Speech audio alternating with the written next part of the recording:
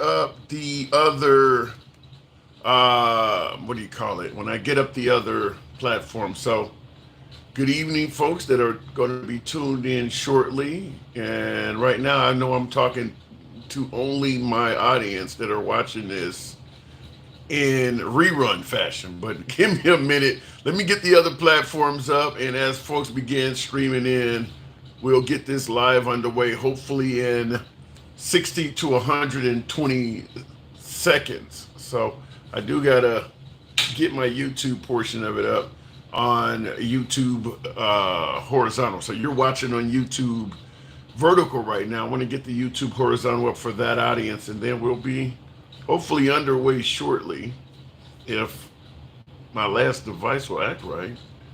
I gotta upgrade my shit. I'm starting to feel like the FAA, where three of my devices are very new. One of them is a little bit older, and that's the device I use for YouTube horizontal. YouTube horizontal is for those who watch me at home on television. I gotta upgrade this device because oddly enough, folks watching on television are probably getting the biggest, they should have the highest resolution, so I may have to do that. Okay. But let me go ahead and type this in so we can get moving, and hopefully we'll be going momentarily soon here. There's a lot to talk about. I want to let you guys know right off the bat. There's multiple topics here, and there's some good news in it for Trump. There's absolutely some good news in it for Trump as well. So I want to make that clear. A lot of days things are critical for President Trump. Today, I think there's a substantial amount of good news for President Trump. And I'm going to tell you right off the bat, one being the possibility that Trump may be headed towards the Nobel Peace Prize. So before you smack me through the screen for saying that shit, give me a minute to get the other live streams up so we can talk. I think I got everything going here. Let me see here. I think we should be good. Make sure it's set for horizontal, and that it is indeed. Okay. So let's see what happens here, and we should be going if this does it right. There we go. That's rotated. Hopefully the device catches it. Oh shit. All right. Rotate. We're rotated. We'll give that one a second. Anyway, we're going to go ahead and kick it off in 3, 2, 1. What up, folks? Once again, it is indeed your boy Tim, the handsome liberal. Busy day today. Busy news day today, even though I can't get my final stream up. I'm going to have to probably reset that. But busy news day today. And it's no different than what you typically get in the era of Trump. Every single day, there are multiple things going on. And like I stated, today's not going to be any different. It's a multiple news day today. You see what's on the screen behind me, though. This one is probably the one that's making the biggest rounds, that President Trump is allegedly being discussing. I'm going to say discussing because I'm not sure this one is going to go through. But they are in discussion of taking a 747, a luxury airliner from the nation of Qatar, however you pronounce it, Qatar. But they're in the talks of taking this from that nation for the Trump administration. Now, the Trump administration is stating this is a gift. This is a gift. There's obvious things to ask in regards to a nation giving you a $400 million jet as a quote-unquote gift. Now, I'll play the clips because there's a lot to discuss with this.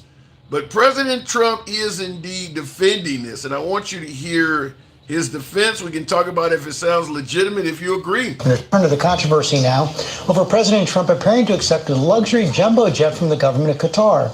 The plan is for it to serve as Air Force One, then for Trump's personal use. It's raising serious legal and national security questions. Chief Washington correspondent John Carl broke the story. He joins us now. Good morning, John. Good morning, George. This is a move that is already raising serious ethical, legal, and national security questions. But the Trump administration is poised to accept that luxury jumbo jet, which has a value estimated at $400 million, as a gift from the government of Qatar.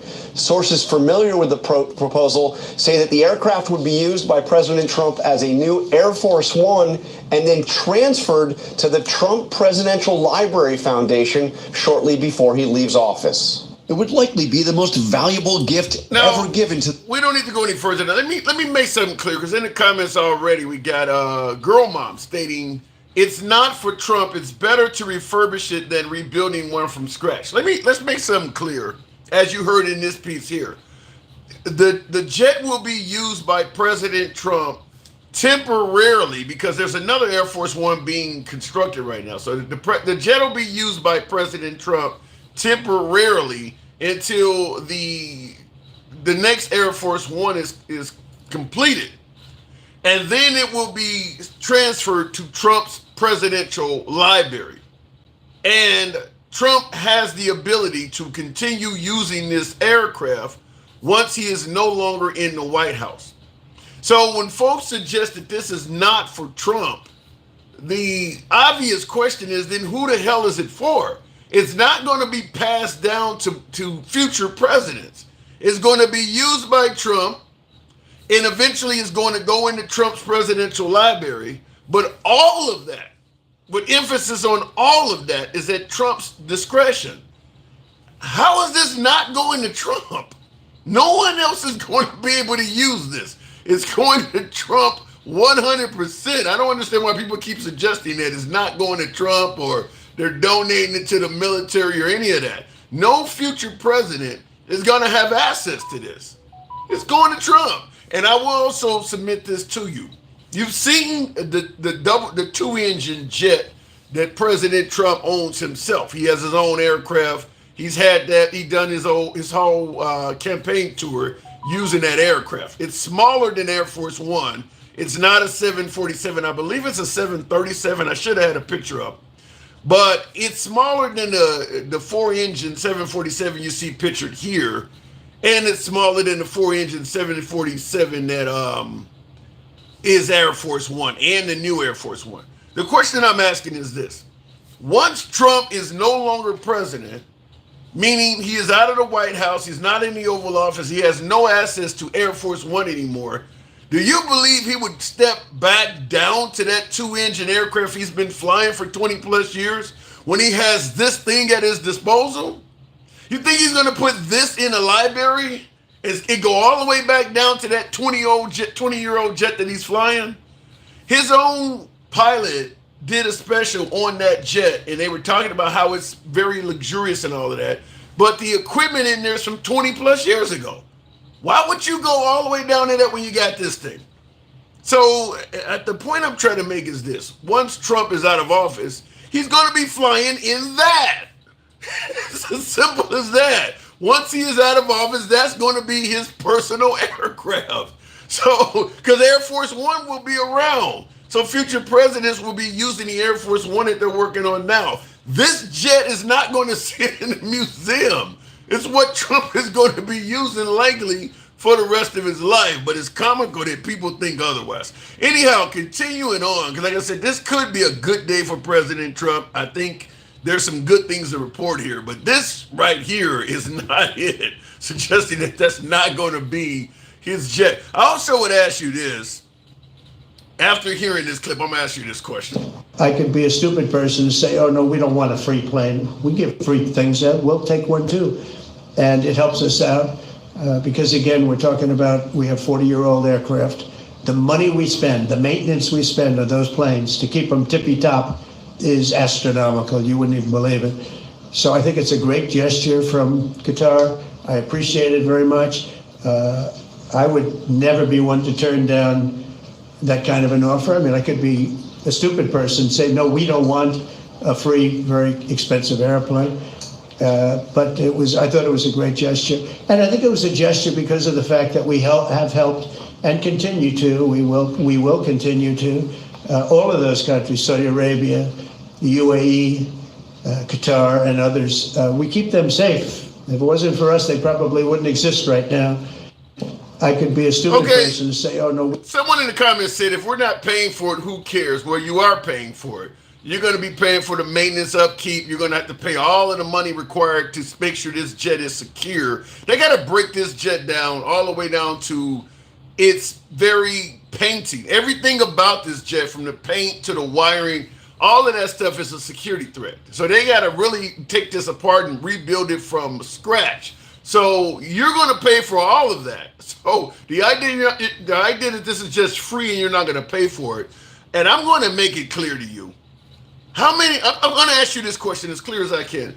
How many folks you know are willing to render something of value to the point of $400 million for nothing in return? Who do you know that does something like that? Bill Gates, Warren Buffett, Elon Musk, Jeff Bezos, Mark Zuckerberg. Do you know anyone? $400 million. They're going to gift a $400 million aircraft to America, and they apparently want nothing in return for it. They just happen to love America so much that they want to give us a $400 million aircraft for nothing. You ever heard of the term, there is no such thing as a free lunch? Nothing is free. Isn't that what they tell the socialist-minded Democrats that want everything from college tuition to food stamps and welfare? Nothing is free. But yet, when it comes to President Trump, suddenly, well, they're giving us a free aircraft. And I want to also point this out because President Trump is stating that, who would turn down the free aircraft and how it's saving money and things like that. And a lot of his supporters are also agreeing that that apparently this aircraft is supposedly, saving money as opposed to building a new one. Now, this was the same guy that's telling us we need to purchase American-made even if it costs more. But for something that he is going to use, well, if it's cheaper from a foreign source, then it's a good idea. That's what he's telling us all right now. Remember the whole, you don't need 11 dolls. You only need 2. A child only needs 2 dolls instead of 11. And you're going to pay a little bit more because we should buy American. He literally is not even practicing what he preaches. I mean, he just said this about a month ago or less, that you should buy American even if it costs more. And now he's on television bragging that I got this jet from Qatar and it's cheaper to do it this way. So what about the struggling American that wants to purchase Chinese goods because it's cheaper for them? Well, that doesn't matter. It just only matters with him. So I did want to point that out because I thought that was kind of somewhat humorous that he would even say something like that. But he is the guy that's talking about you don't need all these dolls and you need to sacrifice, while he is about to be gifted a $400 million jet while having a birthday party that's almost $100 million in itself. So I don't think that his message is that bad. We should purchase American goods. I just think he makes for a poor messenger based on what he himself is indulging in. He's literally living a luxurious, lavish life while telling everybody else that they should basically make sacrifices. So that right there, I think, is somewhat problematic. But maybe you folks have a difference of opinion on that. Anyway, I want to continue on because we definitely want to take some callers, and we got more. Like I said, there's a lot of topics here today, a little bit different, but good news also for President Trump today. This one here has been a long time coming, at least for one family, and it should make a hell of a lot of us happy. They thought he was dead just a short while ago. His parents are so happy. They're so happy. So it's, as you know, it ends the only American citizen was captured and held hostage by Hamas since October 7th, 2023. And he's coming home to his parents, which is really great news. I mean, to me, it's big news. They thought he was dead. They thought he was dead just a short while ago. His parents are so happy. Is that not a good thing? Trump negotiated the release of the last American hostage in Gaza. And by the way, Israel was not involved in this. This is solely from the Trump administration. But he's done more than just that. In addition to him getting that hostage free, he's also ended the war between Pakistan and India that was breaking out. That was also negotiated by the Trump administration. So he is accomplishing a couple things there. I mean, these are big things, to the point where I want you to hear something to Geraldo Rivera, who's had a breakup from Trump. But listen to what he said. This is actually favorable to Trump. In fact, highly favorable. The Israel-Gaza war, we are seeing Hamas saying that Adnan Alexander, possibly the last living American hostage in Gaza, will be released within the next few days. His mother speaking to News Nation today. What is your reaction to this news? How strong of an impact does this have on the likelihood of a ceasefire? Well, I think it certainly is good news. And, it is a relief. And his family has made such a wonderful a message they have conveyed. They've been tireless in advocating, justice for their son and freedom for their son. And to see Hamas make this gesture now, hopefully it is the first of, a flurry of gestures that will lead to the freeing of all the hostages, all 57, 59, I forget the total number right now, living and dead. I think that it's time now to wrap this up. Let me just say parenthetically. Listen to this. President Trump has been very active in Pakistan, India, obviously in Gaza, Hamas, Israel, and in Ukraine, Russia. If all three of these succeed, if peace comes to these three trouble spots, places of great slaughter and suffering, I think Donald J. Trump should get the Nobel Peace Prize. It is an unbelievable Nobel Peace Prize for Trump. What say you now? Listen to what he's talking about, though. He's already participated in stopping the bloodshed in India versus Pakistan. He's indicating that if Trump follows his promise to end the Ukraine-Russian war, and if he could end the war in Israel, amongst that and the Palestinians, Hamas, one man ending three wars, I gotta kind of agree with Geraldo. I gotta kind of agree with Geraldo that would be huge for President Trump. I mean, listen, at the end of the day, what would probably hurt him, though, is what's going on with the immigrants and the due process and the habeas corpus and things like that. So he's doing really good on one end, then on the other end, he's almost looking like a monster. So, but if he just ended those wars, my humble opinion, yeah, that is certainly Nobel Peace Prize material because of all the lives that he would have saved. But last but not least, like I said, it's a good day for President Trump as well. Here's another one that's probably going to be very favorable to Trump. I'll tell you a story. A friend of mine who's a businessman, very, very, very top guy. Most of you would have heard of him. A highly neurotic, brilliant businessman, seriously overweight, and he takes the fat shot drug. And he called me up and he said, President, he calls me, he used to call me Donald, now he calls me President, so that's nice respect. But he's a rough guy, smart guy, very successful, very rich. I wouldn't even know how we would know this, but because he's got comments. President, could I ask you a question? Well, I'm in London, and I just paid for this damn fat drug I take. I said, it's not working. He said, I just paid $88. And in New York, I pay $1,300. What the hell is going on? He said, so I checked. And it's the same box, made in the same plant, by the same company. It's the identical pill that I buy in New York. And here I'm paying $88 in London. In New York, I'm paying $1,300. Now, this is a great businessman, but he's not familiar with this crazy situation. Now, I mean, he has signed into legislation, hopefully, some sort of act that will lower the price of drugs like what he's describing here. What's kind of off culture about it is he's describing this individual that called him as somebody who is super rich and they're complaining that they went from paying 80 some odd dollars in the UK for a drug to 1,300 over here. Do I believe someone that is so wealthy at Trump's level they would be bitching about that? Probably not. Probably not. I think there may be some exaggeration. Can you imagine someone, we're talking about at Trump's level. So we're talking about the Elons, the Jeff Bezos, even the likes of Steve Bannon or some of them folks. Do you think that they're really paying that close attention to their prescription drug prices when they literally have endless wealth? He may be exaggerating a little bit on that.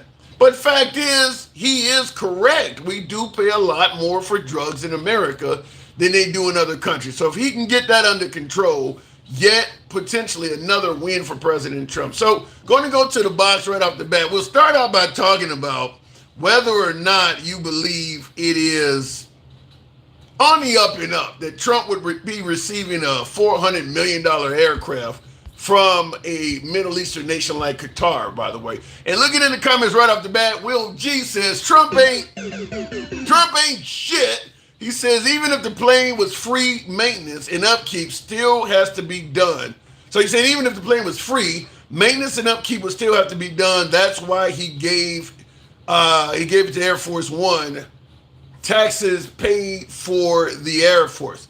Well, here's my take on it. If they were giving us a replacement for Air Force One and it was completely free, now Trump the one that's bragging that he doesn't take a salary and he's here to do what's right by America. Here's what I believe should happen. You take the jet, you auction it off to the highest wealthy American businessmen and use that money to purchase or continue the upkeep of the next Air Force One that's coming up. That would look real patriotic for President Trump, the guy who is not taking a salary to do something like that.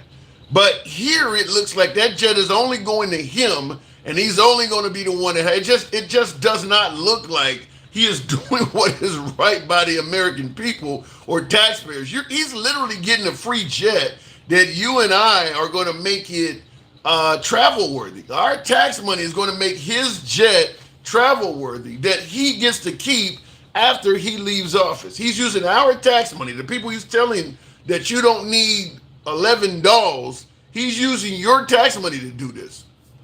Doesn't seem right. It does seem it's worthy of question, and I'm going to just say that. Sean Herbert says, but Hunter Biden making money is a problem. It's a good point. It's a good point. Nancy Pelosi, insider trading, everyone else doing this stuff was considered a problem. I don't understand why. There are some folks on the right that are criticizing it, but look, there should be a major uproar about this. Number one question being, why would somebody give you a free $400 million jet? That makes no sense at all. Just gave you $400 million. You wouldn't even trust somebody giving one of your family members $40 for nothing. $400 million? Really?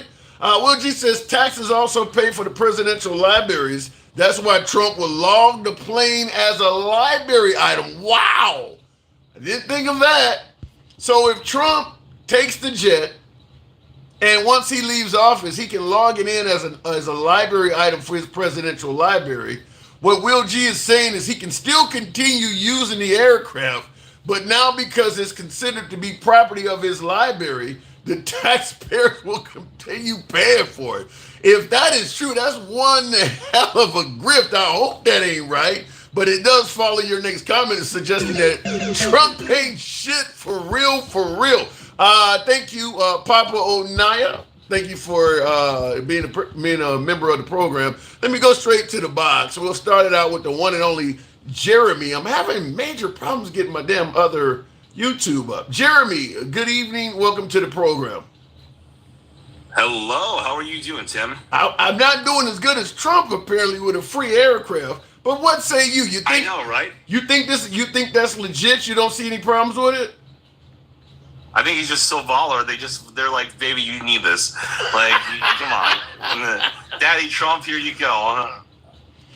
But seriously, though, do you have any problems with this at all? A foreign country giving our president a gift worth $400 million?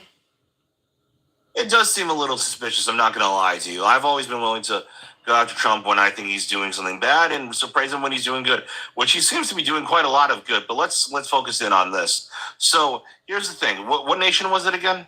Qatar, Qatar. Some people call it gutter. Some people call it Qatar. Yeah, Qatar. Yeah, they're a little bit of a suspect nation. If it was from an ally like England, I'd be a little bit more trusting. You know what I mean? But what about the notion that there is no such thing as a free lunch? I mean, do you think that they're expecting something for this, or maybe he's already done something for them? Or do you believe out of the kindness of their heart, they just decided to give him a $400 million gift? I think it's probably the former. There probably is some strings attached that they just haven't asked for yet. It is the one. Have you ever read the 48 Laws of Power? No. Yeah, no. It's so there is a chapter about that, about giving, about not being miserly, and that giving gifts freely, not expecting anything back, puts people in your debt. So I would say that this is suspicious. However, I feel like Qatar, if you know anything about Qatar, they ain't exactly a very wealthy nation outside of oil, and even then, they're not doing nearly as good as. Well, they also are not necessarily allies to the United States either. They actually fund terrorism, groups like ISIS and shit. They actually are not a friend of. They're not a friend to this country. Yeah, and that's the reason why I don't exactly like them being the ones who give it to us. And if I was in Trump's shoes, I wouldn't have taken it. I wouldn't have, or at least I would have bought it. You know what I mean? Like sold our old plane, stripped it down to make sure that nobody could use it again, and then straight up, and then flat out just bought it outright. So there's no debt to be in. However, Qatar ain't exactly a huge threat compared to a lot of other nations. It would be much worse if it was Saudi Arabia, because Saudi Arabia has a lot more power than Qatar does. Well, yeah, but what about the whole security risk? I mean, why is our president flying around in a foreign-made jet while literally telling Americans you should buy American-made products? But he's on television suggesting, well, I got this one for cheap, so I went for that. Yeah, like I said, I don't think this is the best idea. However, I think people want to make a mountain out of a molehill. I think that this is a step in the wrong direction, but I think it's a baby step. I really do. I really think it's a baby step. Should it be stopped? Should it be stopped? Congress, should it be stopped? Should they prevent him from? I mean, because I believe they technically have. Congress has to give them approval to take this, but we know Congress is not really stepping in the way of Trump at all. I'm asking you, should this be stopped? Nah, because here's the thing. When it comes to the actual security of the jet itself, it's going to be stripped down and looked at from every single angle by the CIA and by the Secret Service. They're not going to let anything on there that shouldn't be on there. I can basically guarantee you that. And if not, I owe you. They almost let the man, Jeremy. They almost let the man get shot. What do you mean they're not going to let? I mean, you realize how many places you can hide shit on the 747? Yeah, but that was before Trump won. Now they're kind of like, oh shit, we're in the hot seat now. No, I'm dead serious. Like, I'm not a huge fan of like the Secret Service and letting like our president like get like clipped in the ear. But I think that they kind of know, oh, he's our boss now. Oh, okay. Now we actually have to not fuck up. Yeah, but he was at the time he almost got clipped. He was a foreign president, no different than Obama or Bush running around, and he almost got shot. Yeah, but he didn't have any power at the time. He was out of office. That ain't got nothing to do with your security. I know. Here's the thing. I think an active president will always be protected more than a former president. I know that, like, once you leave the White House, you still get your security detail for the rest of your life. But again, and then, like, it's always going to be the active presidents that are always protected more. Yeah. For a good reason. And so you believe they should let him go ahead and actually purchase this, let him have this plane, and the taxpayers' money should go ahead and cover all of the upkeep of this thing. Yeah, sure. Yeah, sure. I do think it's a rather minor step in the wrong direction, but it is a minor one. That's $400 million to one man, and that's minor? Trust me, the office of the president can spend that in a day. No, not on one man. This one guy is getting a $400 million gift that no other president in the future is going to be allowed to use. This is going to him. One man getting a gift for $400 million. Where else is you give me anything that's comparable to that? You got me on that one when it comes to comparable. Yeah. I mean, just the whole idea that after he's out of the White House, he gets to keep and continue using this thing. So, I mean, he's going to be I wasn't aware that he actually was able to do that. Yeah, it's going to him. After he leave, it ain't like this is going to be the new Air Force One for the next president or two that takes up. It's going to him. He's leaving and taking this with him. Well, I didn't know that. That's a little odd. I don't really know how that works. I'm not sure how it works. Yeah. However, I think. So wait. Before you continue, though, now that you know that, or not, let's just say it's true. You can look it up and Google it, but let's say it. Now that you heard that information, should it be stopped? Well, has it already been purchased? No, that's what I'm saying. They can stop it. It has not been officially gifted to him yet.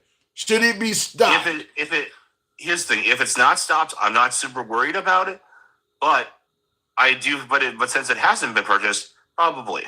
Okay. See, I'm willing to see. Even though I'm MAGA, I'm always willing to hold Trump accountable. You know that. You've heard me on the program plenty of times saying like, hey, this wasn't right. I don't agree with this. I voted for him and I love him as a president, but I want him to do what he said the right way. Yeah.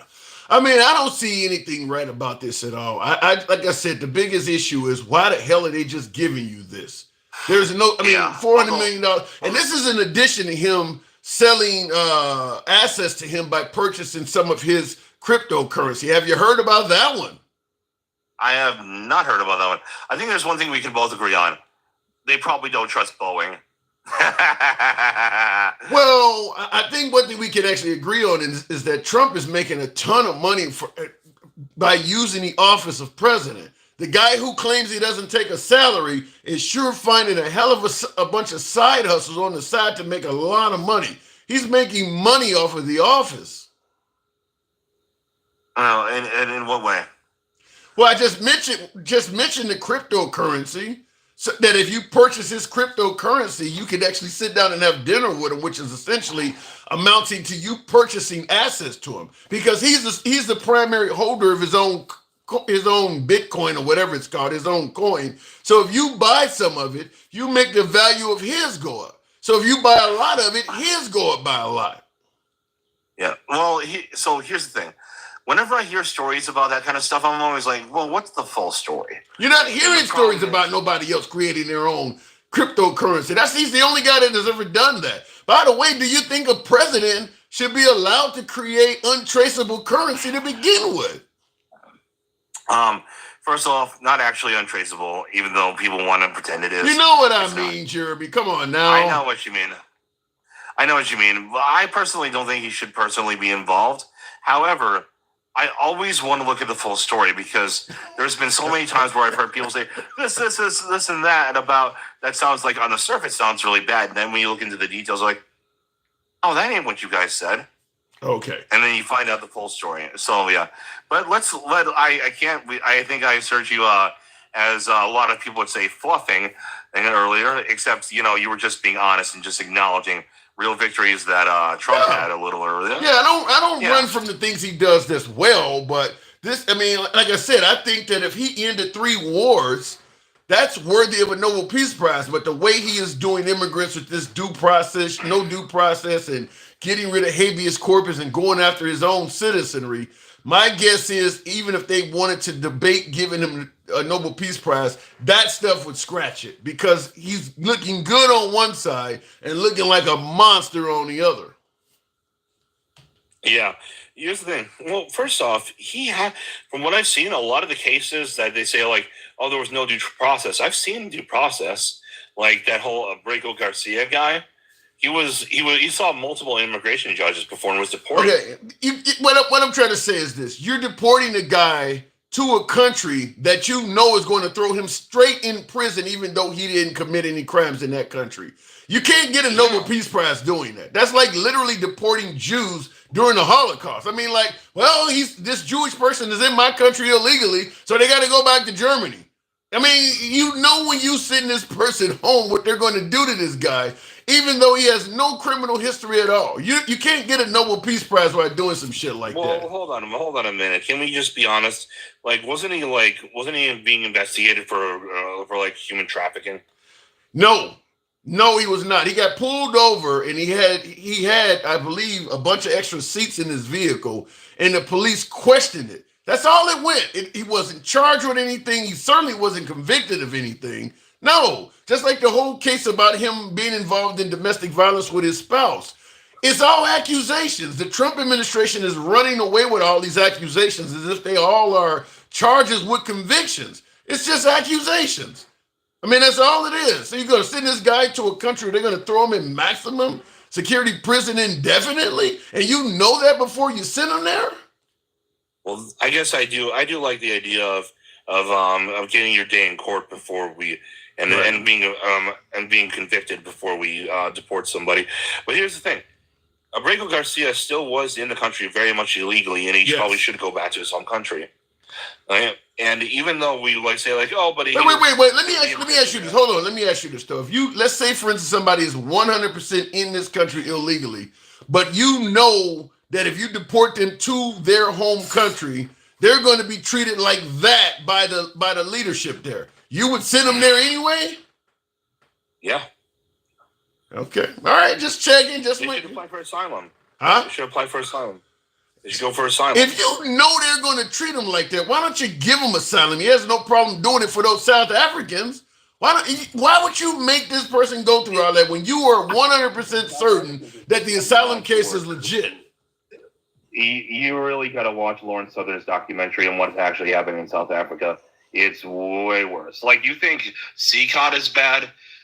Try waking up and finding out that all of your kids were slaughtered and hung upside down. Okay, so outside your own house. So what are you talking about? The Congo, Rwanda? No, I'm talking about South Africa. Yeah, but that happens all over the world. African farmer.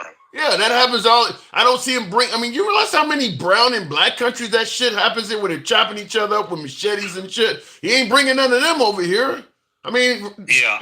Here's the thing. I don't think that we should just ignore those other countries and what's happening there and the humanitarian horror stories that are happening. I'm just saying, I don't see the South African farmers as having an illegitimate claim to asylum, and I see Abrego Garcia as having one. We're sending home, Jeremy, people who helped us fight in the war in Afghanistan. We're sending them back to the Taliban. You think they have a legitimate claim? They are actually here getting deported, and they helped our GIs, and they're sending them back. Well, it depends on how they came here. Most of them probably should get asylum. Right, and we're sending them back to bring these South Africans over here. Yeah. Well, first off, I haven't heard that. All right. Here's the thing. I'll have to look at Ground News. They're a good site that shows you both sides of the argument. So okay. I'll look into them. All right, fair enough. I do got to move it on, but the last question I just want to know is why would they get propelled to the front of the line? We're telling all these other immigrants that you should get in line. You know how many legitimate asylum claims that people have out there that are on record? How did these folks get propelled to the front of the line? I thought that was a wrong thing to do. Well, here's the thing. I think there are some people who are outside of these South African farmers who also have a legitimate claim, like the interpreters over there in Afghanistan that helped us out for a long time. Here's the thing, though. There are a lot of people who are not either one of those groups who do not have a legitimate claim to asylum. The same girl I mentioned before, she also has a documentary called American Mirage, which talks about how a lot of people from countries that aren't even Mexico, there's countries like Guatemala and others that people come from where there's plenty of towns that they could have stopped in and lived a life free from cartel violence in Mexico and other places, and they just don't. Yeah, but none of that is explaining why these folks got propelled to the front of the line. I mean, their asylum, they didn't even have asylum claims on record during the Biden administration. So their asylum claims are no more than 3 to 4 months old, and they've already been brought over to the country. You got people that have been seeking asylum for years. They're not all fraudulent claims. How the hell did these folks get propelled that quickly? Well, because you just got to watch the documentary, dude. Okay. It's really good. Could you I'm serious. Just type it in when you get the chance to. Her name is Lauren Southern. She did a really good job of. Does she explain how they got propelled to the front of the line over all these other people? It basically will explain it without directly addressing it because it's back from 2018 before Trump did that. Okay. You think any chance it might have anything to do with them being white and Elon Musk being from that country? No. But trust me, it gives it shows that there is a lot of racism that happens in that country towards whites.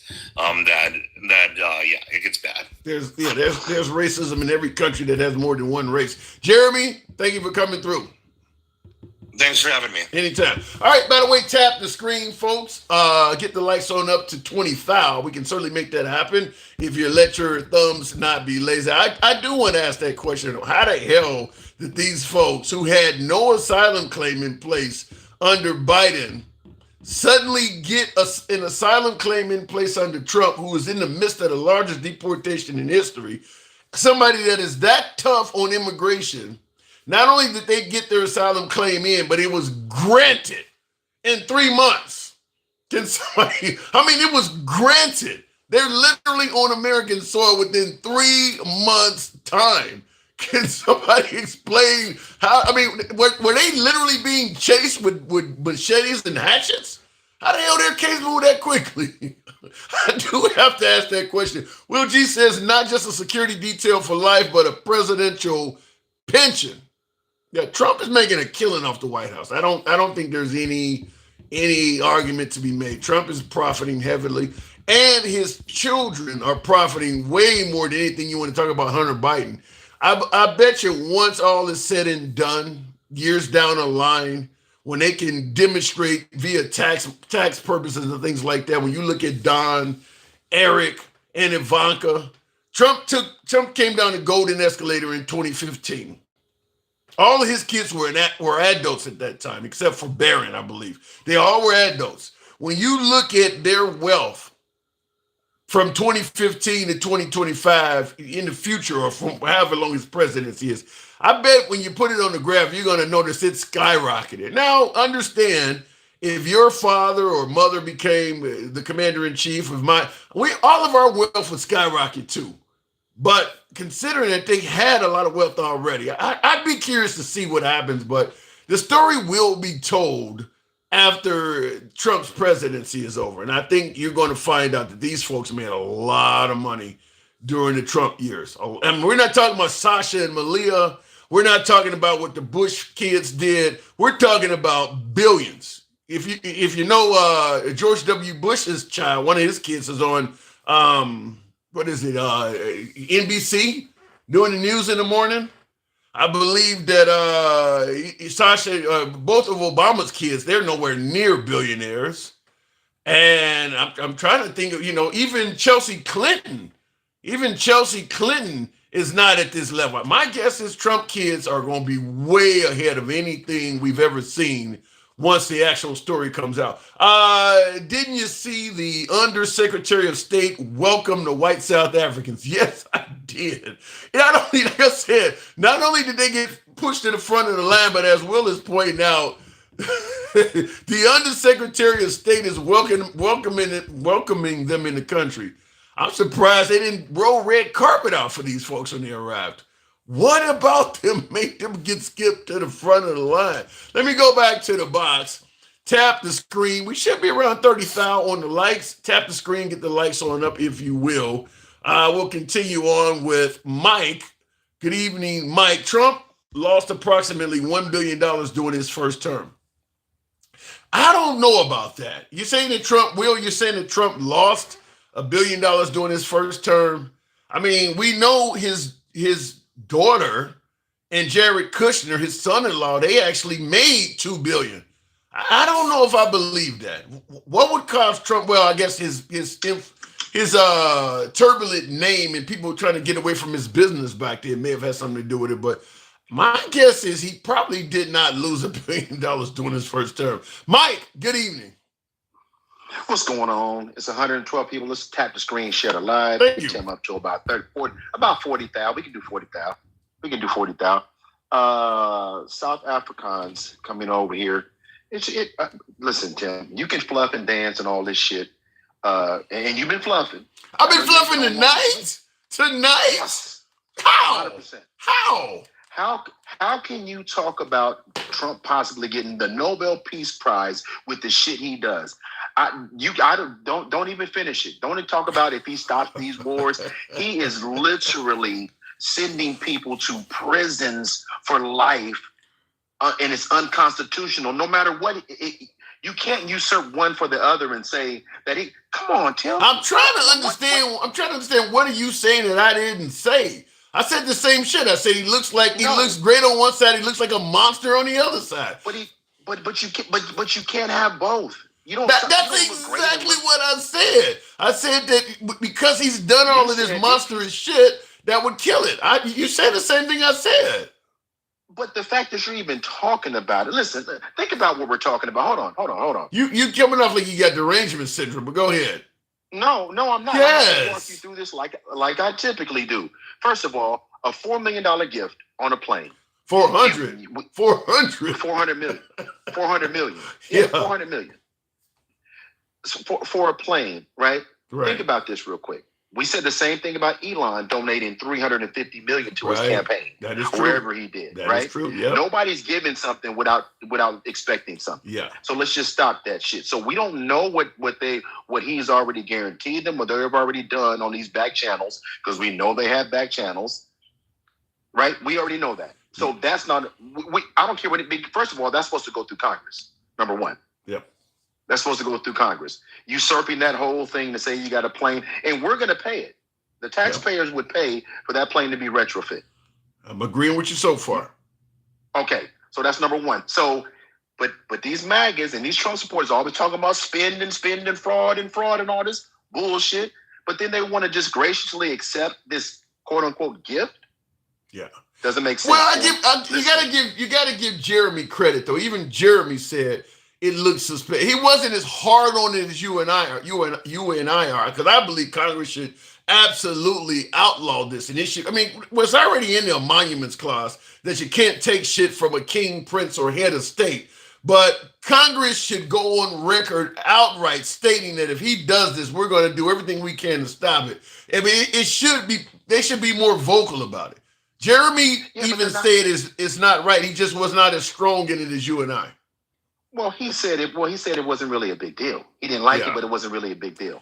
It's a big deal. Yeah, because it's being taken by. Go ahead. Yeah, but they always minimize. Now, you're bringing. I thought we were trying to get migrants out of here. I thought that they were. I don't have any response for that, and I didn't fluff on that shit at all. Well, no, and you didn't fluff on that, but you did on this Nobel Prize. I did not fucking fluff on them. I said the guy.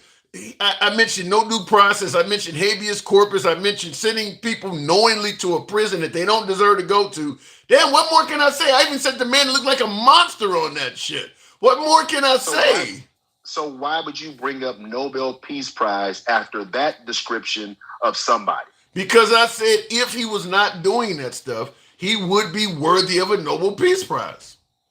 Is that not true? Well, yeah. Is that not true that if he was not doing all of that immigration, no due process, getting rid of habeas corpus shit, he was just ending wars and saving lives, is that not true that he would be worthy of consideration? Okay, yes. If he was just doing that and nothing else, and he was a normal fucking president for all people, yes. But goddamn, Tim, look how far down that path we had to go to say all these ifs. I'm judging him on who he is and what he's doing. Okay, listen. You and I agree. Go ahead. What peace has he brought? Well, the nation of India was lobbying, attacks at Pakistan, and Pakistan was firing back, and they've agreed to a temporary ceasefire because of the Trump negotiation. That's peace. That's Trump. Trump gets credit for that. What did he do? He got them to stop fighting each other. He got them to. What did he do? Oh, I don't know what he did, but go ahead. I don't know what he did, but let me say this. I don't know what he did behind the scenes to get them to agree with it. Maybe he offered somebody something, whatever the case may be, but at the end of the day, he's saving lives by them suspending the violence. So you just don't want to give him credit. You just don't want to give him credit for any damn thing. What did I tell you before? That you have Trump derangement syndrome? No, what I told you before was we talked about this before. I said with a guy like Trump, because I told you he does not have any redeemable qualities, because that's just who he is. I gotta disagree with you. Look, let me look. I'll let you continue. I want you to hear this real quick clip. This is not very long. You tell me he don't get any credit for this. This is yet another one. You're gonna tell me he gets no credit for this at all. I'll tell you a story. A friend of mine who's a businessman, very, very, very top guy. Most of you would have heard of him. A highly neurotic, brilliant businessman, seriously overweight, and he takes the fat shot drug. And he called me up and he said, you don't talk President. Very well. He calls me, he used to call me Donald, now he calls me President, so that's nice respect. He's a rough guy, smart guy, very successful, very rich. I wouldn't even know how we would know this, but because he's got comments. President, could I ask you a question? What? I'm in London, and I just paid for this damn fat drug I take. I said, it's not working. He said, I just paid $88. And in New York, I pay $1,300. What the hell is going on? Bringing down the cost of prescriptions. Does he get any credit for that? Tim,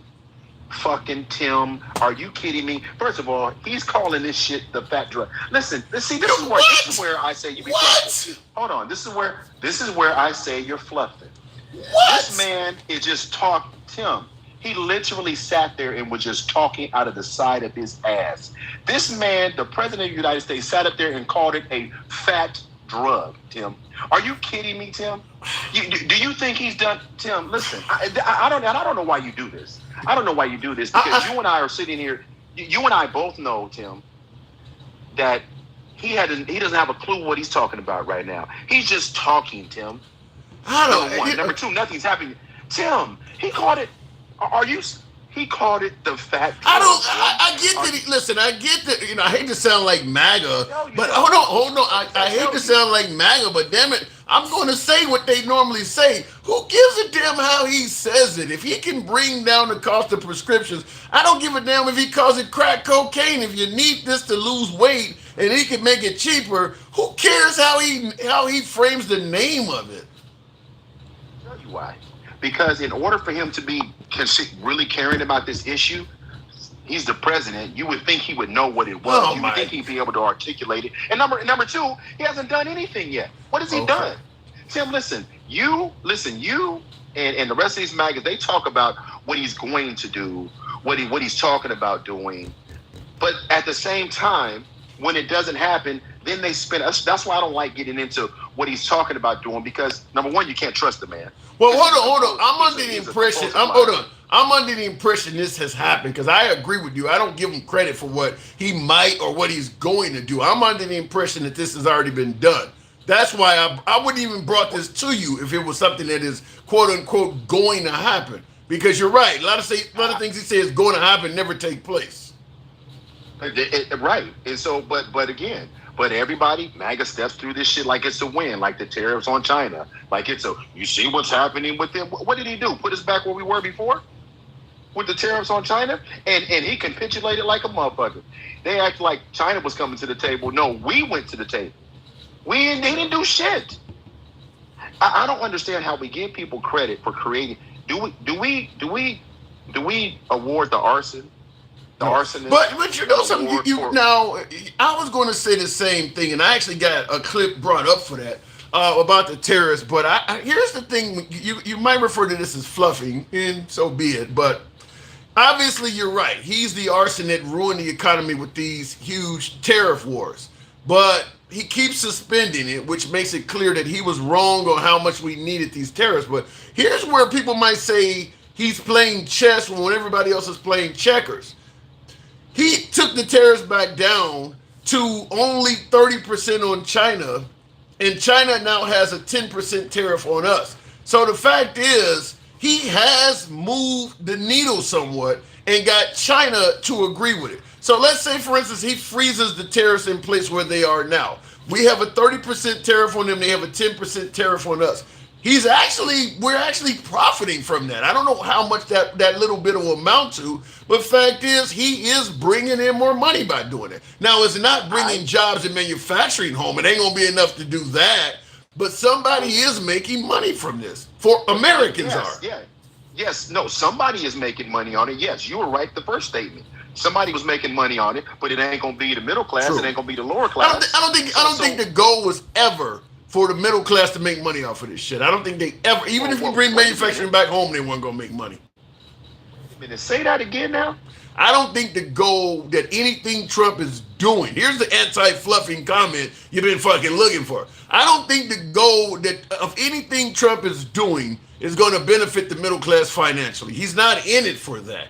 He is in it, and by the way, the entire right, the Republican Party, is not necessarily in it for the middle class directly. They believe that if you inflate the wealth of the top, it will trickle down to the middle class. So they're going to start out with the rich first, and that's what Trump is doing. Has it ever worked? Not in my eyes, but in their eyes, they see glory in it. I'm not talking about their little beady eyes. I'm talking about facts. I'm not talking about how they see it, Tim. I'm talking about facts. Has trickle-down economics ever worked? To them, it has. I don't believe so. I would not say. There you go. There you go with that shit again. I didn't say to them. I'm talking about facts. Has trickle-down economics ever worked in this country? Well, okay. Let me fluff it a little bit and Let me fluff it a little bit and say this. There are going to be some wealthy folks that if you give them a tax cut, if you help them out financially, they will create jobs, they will expand their businesses. So there are some areas where it will work. But overall, By and large, Tim, come on now. I'm not a fan of trickle-down economics. I'm just going to flat out. I believe that if you put the money in the hands of the poor and the middle class directly, the country is better off. That's my opinion. Of course. And so the 1% is going to get wealthy off this, like we knew before why he was talking about it. Yeah. Trump has never done anything for the middle or lower class, ever. He doesn't even talk about the middle and lower class in a way that you can get behind. Wait a minute. Have you seen the price of gas? What about it? It's dropping. What has he done? I don't give a damn. It's happening under his watch. We would be giving. If gas was dropping under Biden's or Kamala Harris's watch, you know damn well you'd be giving her credit for that. I would be saying the same thing. What have they done to bring prices down? What have they done? I don't know what he has done. I get the point what you're making. Well, shit, he got a jet from Qatar. Maybe they're doing something to make them pump more oil. I don't know what he's done. I just know under his watch, gas is going down, and it wasn't doing so under Biden. We changed presidents, and some starts happening. He's got to get a little bit of credit for that, right? Listen, I told you before. I'm gonna say it again. I'll land my plane here. I don't trust the movements of somebody that moves the way he does. It just is what it is. Because he's transactional. He's not going to do anything for the American people that he can't get a benefit from directly. Yeah. So I don't even understand why this is a conversation. And he speaks like that. Everything, even that video you just played about the guy with the fat drug, and all he did was talk about how the guy, he called me president, he's a great guy, he's rich. That's all he talks about. He doesn't talk about anything the only thing he talks about that people can really relate to is this fascism and this racism and this. I mean, Tim, listen, we haven't had a greater example of him bringing over these South Africans over here. Yeah, that's bad. I can't fluff that. Him putting them Africans to the front of the line. There's no fluffing for that. That makes absolutely no sense. I mean, that's just straight up favoritism. I don't have any response to that. And we're paying for it. Yeah. And we're paying for it. So any argument a Trump supporter has about about a strain on our resources, about taking American jobs and all of that shit is out the fucking window. I don't want to hear a conversation about it. Don't come up here trying to justify that shit. What he just did exactly what we've been talking about. It's about white Christian nationalism and white supremacy. Period. Why would you bring them to the front of the line and then suspend refugee status? You're trying to pull temporary protected status on people that are here and did it the right way, and then you act as if they're being persecuted over there for some shit that they stole from somebody else. Tim, what are we talking about? I can't argue with that. I got to move it on, but that's one I have. That South African refugee thing. There is no pushback for that. That looks as bad as you're making it sound. I would push back if I could. There's nothing there for that. But here's the thing, and I'm gonna let you go. It's a microcosm of everything. Yeah. He steps on his own tail by showing us exactly what. Whether you're on board with what I'm saying or you've been on the middle of the road going, I'm not really sure. Every time you get to that position, he shows you exactly what it is. And listen, yeah, MAGA Reacts is 54 people now, but they're talking about thousands. But here's the thing: I thought one was too many. You see how they always see? I thought one was too fucking many. All right, I gotta move. You preaching too much. You're taking over the pulpit. Thank you, Mike. Appreciate it. And he is right. You can't say one is too many, and then all of a sudden, well, there's only 54 of them. What kind of shit is that?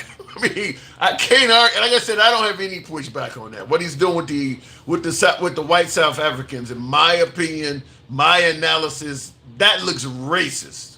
I don't have any opinion, any other. I mean, you're kicking out all these brown and black immigrants.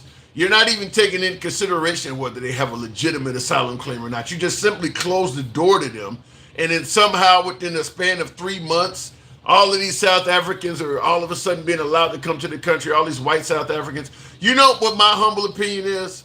To me, my last caller talked about, nobody gives you money for free. That could have been part of the deal with Elon Musk. Elon Musk gave Trump $350 million. There's no way he just did that to make America great. There's no way that was the only reason why he done that. The guy's not even from this country. And he cares so much about America that he's going to give $350 million of his own money. I don't know about that. Looking in the comments, private funding to build the presidential library, but once built, the taxpayers take over via the national records for maintenance and upkeep, including all items submitted. Now, what Will is saying is that after Trump receives this aircraft from Qatar and temporarily uses it for the purpose of Air Force One, because they're building a new Air Force One. The old Air Force One, or the one that you're seeing on TV now that looks like this one in my hand, if you look on Trump's desk in the Oval Office, he has a model of what the new Air Force One will look like. It's got some red on it. The color scheme is somewhat different. I think it's red, white, and blue color scheme, whereas this is simply blue and white. So that one is being built right now. So the goal is they would take this one from Qatar, and Trump would use it temporarily until the other one is fully constructed, and then start using the new Air Force One. But the one that they took from Qatar would then essentially go to him. It would go to his presidential library. What Will is pointing out is that once it becomes an artifact of the presidential library, its maintenance and upkeep is now covered by the taxpayers. So he can still have it listed as an artifact of his presidential library while he's actively flying around in it. So the U.S. taxpayers would be paying for him as a former president to fly around in this luxury jet. Now, here's a slight pushback. Here's the fluffing part of it. Obama and Bush and Clinton and all of them, you still get a travel allowance once you leave the office of president. You still can travel. I don't know what Obama or what the Clintons, what they travel on, but I'm sure they're not traveling, on domestic airlines. So we are paying for them to fly around as well. We're just not paying for them to own a luxurious 747 like this.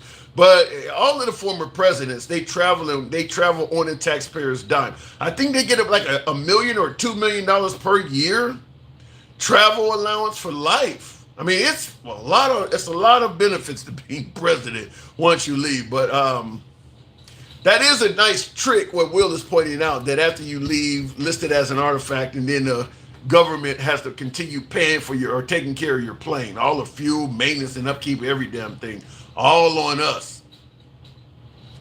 there's no way this one dude should leave office with that, and all the rest of the presidents did not. I mean, it doesn't look right. Knowing Trump, he will most likely fight tooth and nail for the taxpayers to build a library, top tier, like he's done all his life for any structure. He won't pay a dime. He won't pay a dime what he want his friends to. Well, yeah, he's going to want the library to be built top tier, and he's probably going to use his own presidential powers to allocate money to his library. Wouldn't be surprised if he tried to shorten the money allocated to Obama's and Biden's library. May have to keep tabs on that. I mean, Trump is he's big on revenge. We'll just say this. Tap the screen before I go to the next caller. Get your boy up to 45,000 likes. Tap the screen, get the likes up. How much is the profit on orange Kool-Aid? Generally, there's no profit at all for the drinkers. The seller of the orange Kool-Aid makes a mint. If you're talking about what I think you're talking about, which you obviously are talking about, the seller of the Kool-Aid makes a mint. Those drinking it lose out big time. Trump big on being petty, says Stallion. Yeah, he likes being petty. There's no denying that. I mean, I don't think even his supporters would disagree with that. Trump never turns down gifts. He loves everything shiny and new just for him. I'm not telling the man he should turn down gifts, but rules are rules. I mean, listen, if I'm married and Halle Berry is offering me head, I don't want to turn it down. But there are rules to being married. There are rules to being president. Yeah, everybody wants to take the damn gift, but you can't. We just locked up, or we are about to lock up, Senator Menendez, a Democratic senator, for taking gifts. We went after George Santos for all of his antics as a representative in Congress. The mayor of New York was about to be locked up until Trump temporarily had his case suspended. All of them for taking gifts. How does Trump get a pass on this shit? How would he get a pass on it? He shouldn't get he just should not be allowed to do this. That's just the point to be made, is he shouldn't be allowed to do it. Anyway, continuing on, America's filled with weirdos on both sides. Shocking. Timothy, you're a great host. Sometimes, says Marzi. Well, hopefully this is one of those times. Thank you, Marzi, in the comments. Let me go back to the box. Speaking of hosting, we'll continue on with Gen X. Gen X, long time no see. Good evening, Gen X. 400 million. 400 million to the president. What say you? So what? Come on. What? Really? I think the real question is this. Why wouldn't you want your president and the leader of the free world to be on the safest, most mechanically advanced aircraft as compared to the ones he's currently using? You yourself said that even the Trump's old plane is it's 20. All the stuff is old and outdated. This is a superior aircraft. That's number one. Well, why would you want your president safer? No, actually. Well, here's the problem with that. This aircraft is not necessarily superior in terms of electronics and things like that, because the Secret Service got to strip all of that shit out. You don't know what they may have put in the. They got a president in it. What? They've got to make it. They've got to make it compatible with the security needs of the president. Right. Sure. So right now it's not top of the line in terms of the safety. It's top of the line in terms of luxury. But in terms of the aeronautics and the defense mechanisms and the way the aircraft fly, it's not top of the line. I mean, because they're going to strip everything. You're not going to leave any of that stuff in there, because everything from the wiring to the paint could be laced with traps and booby traps, and all of that's got to come out. So anything that you might say that's electronic-wise is top of the line. They could replace wiring with primer cores. You got to take all of that shit out. I mean, it could be explosive. I mean, you realize the size of a 747 is like a few city blocks. There's plenty of room to hide all kinds of bad shit in there. So at the end of the day, when it's all said and done, when the new one's done and they put all their money into it, at the end of the day, the one that he accepted as a gift is still, no matter how you twist it, it was $400 million cheaper than buying a brand new aircraft. That depends on how much you got to spend making it safe for the president. I mean, if they could give you an aircraft and you may have to end up replacing 80% of the shit that's in it. We don't know that. I mean, it could cost. Imagine that's highly unlikely. That's highly unlikely. Well, no, it should. What do you mean highly unlikely? For the president? Because if that was the case, he wouldn't even consider having them upgraded. He would have just taken it and said, "Okay, thank you very much." But Trump is a numbers guy. I think we can agree on that. Trump is a numbers guy. The guy if he thought it was going to cost him more money, he wouldn't have let them upgrade it, man. Why? That doesn't make economic sense. Because it's not his fucking money is why it makes sense. It's that you spend isn't that what we tell entitlement liberals? It's easy to spend somebody else's money other than your own. He's spending the house money. He ain't spending his own money this time. It leads me back to my original question. Why wouldn't you want your president and the leader of the free world to be in a better aircraft? Because he's telling my kids that they should have a lesser Christmas. But I'm going to tell my child you can only have $2 instead of 11, but my child should understand he needs a better aircraft. You realize how that looks? He needs to have a military parade worth $90 million. You realize how that looks? Yeah, a 9-year-old child is also not getting prescription drugs fucking cheaper. They're not getting the price of fuel cheaper. October 2024, the price of a barrel of gas was $74. October 2024. Right now, as he stands, I just looked, it's $57 a barrel.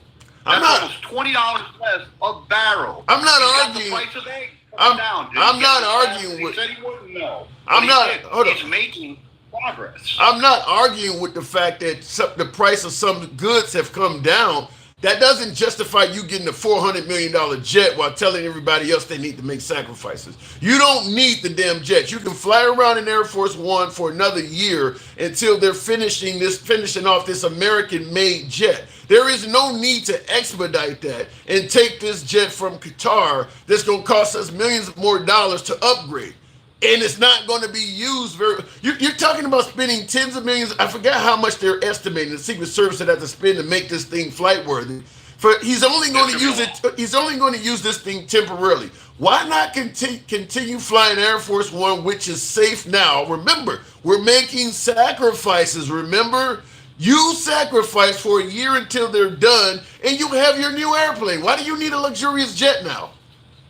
Because it's free. It's not free. If you $400 million, anything, you tell me you're going to say no. It's not free though, Gen X. The money that the taxpayers have got to pay to make this thing airworthy for the president would not have to be paid if he just flew in Air Force One for another year. They're going to spend it anyway. No, they're not. You don't need to make Air Force One. Well, we're going to just agree to disagree on this particular subject. We're going to agree to disagree because I don't see the big deal. Where we do agree, and something I want to give you props for, because me and you've been friends for a while. I've been watching your program for years. Thank you. You know what I mean? Thank you. And I had recently kind of stopped and strayed away because it seems every time I come on, you get some TDS riddled guy like Michael that you can't tell anything. He could cure cancer, walk on water, and feed millions with a loaf of bread. And this man's still going to say, hey, still something ain't right about him. He's doing something wrong. Not fuck Trump. You know what I mean? And that's just, but you've at least got the decorum and the common sense to say, hey, man, the guy, I don't like the guy. Personally, I know you don't. I get it. You're on the other side. He doesn't, wait, hold on. I'll let you continue. To say, he's doing some shit right. Yeah, hold on. Now, when you say I don't like the guy, listen, I don't like his antics at all. But I will say this, though. Do you think he want liberals to like him? Liberal tears, quit being a snowflake, fuck your face. Do you think he's even making an effort to make liberals like him? Absolutely not, and I'll tell you exactly why. There's more money to be made in opposition than if he had everybody loving him. So he literally is selling out the country. So much shit. He's got his fingers dipped in so much shit. If everybody liked him, just as merchandise alone, then it's another thing me and you agree on. He's made millions off it, tens of millions. But think about what you're saying. Think about what you said. There's money in opposition. He literally is selling out the unity of his country for personal profit. He would rather profit than unite this country. That's what you're basically saying. because you can't unite it no matter what. You can try, couldn't you? You can at least try, right? He is trying. You He's just coming said through with the same promises. He's making their cost of living, he's making their quality of life better. You just stated. Gas has come down where I live. Groceries have come down where I live. He's actually making progress. So you just stated with terms like "fuck your feelings" and "liberal tears" and "snowflake." You just stated he is not trying. But now you're going to bring up where the gas is coming down, so he can cuss you out or say anything awful. As long as you're paying less for gas, he is trying to reach out to you. I'm going to use your own words against you. Give him to me. Look what he says. He's getting it done. I don't care if he calls it a fat pill. I don't care if he calls it crack. He's getting the job done. Okay, here's the reason why I don't think you're not. Here's why I don't think you're using my words against me. It's a difference when you're talking about calling a drug a fat drug. He's calling people fat. He's calling actual individuals insults. He's deliberately calling whole cities shitholes. You're insulting people directly. And I'll tell you this, Gen X. I say this all the time. Trump, better yet, Obama or Kamala Harris or Biden could give you the exact same economy, same policies, and everything else that Trump is doing, could lead the country in the exact same way as Trump. But if they're constantly insulting Christians and gun owners, you guys wouldn't like it either. You wouldn't overlook that. That's not true. Oh, that's come on. Really? You know me. If they had the accomplishments that Trump has had just in the first 100 days, I still wouldn't like him. I'm a right-wing conservative, probably. You know this. But I would give credit, much like yourself, where credit is due, if they accomplish the same shit. Why wouldn't I? That's just stupid. Because it's Trump, and that's the other thing that I don't get. Instead of thinking of shit that is completely irrelevant, like a plane, bitch about something legitimate, like the price of gas for the first 90 days that didn't fucking move, when for the price of oil per barrel has been $57, $58. That was a gripe of mine. The price of gas has not went down, and it's been $57 a barrel for 2 months, whatever. Why? Okay, while you're here saying that this plane is not that much to bitch about, do you not have any concern as to why they would just get this man $400 million aircraft? Yeah, I know exactly why. Why? And we agree there also. He's got something in his sleeve. He's using that as a bargaining chip. Again, he's not playing checkers. He's playing chess. It might seem like a free plane, but somewhere down the line, they owe him a favor, whether they like it or not. And when the time comes, if he uses that favor to capitalize on the well-being of Americans, wait a minute, hold on. What you said makes no sense. How is he going to receive the jet and they owe him a favor? What are they getting for giving him a $400 million jet? He's been protecting them for how long? He's protecting the Middle East for how long? He's been doing how much things for how long? He's been giving them, Saudi Arabia, the whole Middle East free shit for how long? He's been in office for 3 months, Gen X. 3 months. You realize how much security they could have hired for $400 million? He's only been in office. They could have. We haven't even given the Ukraine, I don't think. How much money and weapons we've given to Ukraine? You realize how much shit you could buy for $400 million? More than $400 million. Yeah, but you're saying that he's been defending the Middle East in the last 3 months so strongly that he deserves a $400 million jet. Is that what you're telling me? No, I say we have, not him. Then why is he the only one getting? Has been defending the Middle East for the last forever. Okay, then. So if we've all been defending the Middle East for, as you say, forever, why the hell is he the one getting the jet? Why isn't it going to the American people? It's going, actually, it went to the Department of Defense. Didn't go to Trump.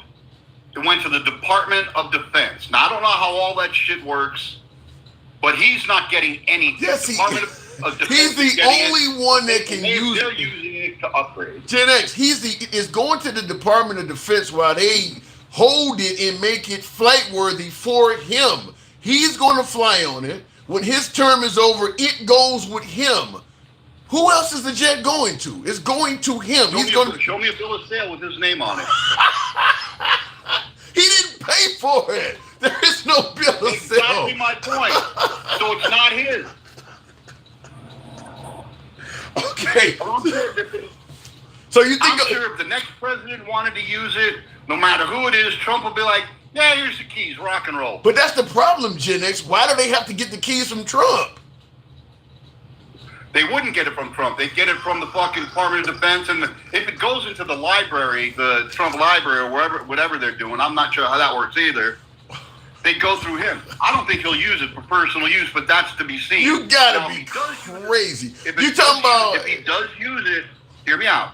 If he does use it for personal gain, and that's the difference between the Congress people you brought up that said, oh, he's indicting this one and they're indicting that one. They use the profits or the resources to their gain, for their benefit. If he does that after his presidency, then there's a conversation to be had. And you know what? 8 out of 10 says I'll probably agree with you. Yeah, but he's already in his damn near 80 years, mid-80s by then. Who gives a fuck at that point? You're going to come back to me in 2020. You're going to come back to me in 2029. You know, you were kind of right back then what you said at 20. It's irrelevant at that point. I mean, by then it's irrelevant. 5 and 10 years to use it? Huh? Huh? What? I didn't hear what you said. I said, you think that motherfucker's going to be alive in 10, 6, 8, 10 years to use it? Maybe not. I mean, that's a good point. I think it's like this. It doesn't matter if Trump is president or a private citizen. He's going to have that plane and he's going to be using that plane for the rest of his life. Once he is out of the White House, if he is still alive and healthy, he's going to be traveling around in that plane at taxpayers' expense until he dies. And then he'll probably pass it on to his kids. Give me an example. What do you mean an example? Give me an example that he's going to use the plane. Give me some evidence, some proof, something you always want. Give me some evidence or proof that he's going to use the plane after his term. The evidence is logic. The evidence is he owns his own plane right now. He owns a 2-engine jet that's about the size of what Southwest Airlines flies. I think it's a 737. Once he is no longer able to have access to Air Force One, which is a much larger jet with much more luxuries on it than his own private jet, the one that he's getting from Qatar is more luxurious than both of those. And it's the size of the one that is Air Force One. There's no way in hell once he is out of the White House that he is going to step down from Air Force One and start flying that jet that he owns right now that's like 20 years old. He's going to be flying that jet. Just logic. I don't need to give you logic. Everyone else would do it. If there's nothing in the way of him flying in that Qatar aircraft, why wouldn't he get in it and do it? Like many liberals, you're confusing feelings with logic. There's a difference. Okay. There's a difference. So what does logic tell you? Say that? Go ahead. So what does your logic tell you? Once he is no longer president, he no longer has the Air Force One, what does your logic tell you he's going to do, considering that he will have access to this luxurious jet from Qatar? What does your logic say? I don't know. I don't know. I'm not a fortune teller. I have no idea. But I will say this. The Trump Force One is a really fucking nice jet, even though at the moment it's outdated. So I would hope that he would do the morally correct thing and not do as you're suggesting he'll do, which I believe he'll do. But that's very subjective on both of our ends. I think you're insane. I got to move it on, Gen X, but thank you for tuning in as always, man. I always appreciate having you on here, but I think what you're saying is insane. There's no way, I don't think any of us would step down and go back to using that 20-year-old jet when we got access to this thing sitting out there. There's no way anybody's going back. And Trump, with the luxurious lifestyle he's lived, the idea that he's going to step down doesn't make any sense to me. But as you call it, emotion. Thank you for tuning in, man. Again, to your defense, thank you for being a bit more Trump-friendly and speaking truth. Speaking truth. I appreciate that, man. And you can expect me here a lot more often. Thank you. Appreciate that. You're always welcome. Thank you, too. You too. All right, moving on with the program, and that is Gen X. Let him get back to his coloring book tip. What is it just that Gen X is using a coloring book? And Debo says Gen X ain't shit. Oh, my God. As a retired veteran and 100% disabled, permanent and total veteran, we get free travel, too. Is that true? I didn't know that. Wow. We just have to find a base and a plane with enough availability. Get in where you fit in. Okay, so you can ride standby on any military flight, is what you're saying. I didn't know that. As a disabled, permanently disabled veteran, and always thank you for your service there, Will. As a permanently disabled veteran, you get free travel. I was not aware of that. Okay, well, at least they're looking out for you a little bit. I mean, because I know a lot of veterans suggest that the military does not look out for them. That's depending on how badly disabled you are. But I mean, that is a perk. How many, if you live near a military base, I suppose, how many times did I just say, even if the plane was free, maintenance and fuel still has to be factored, and Trump is certainly not going to pay for it? Yeah, you don't have to say it any with me. I certainly agree that, unlike what my last guest was saying, that aircraft is not free. That aircraft, they're talking about it's going to take for the better part of this year to go through that aircraft with a fine-tooth comb and make it safe for the president to be on.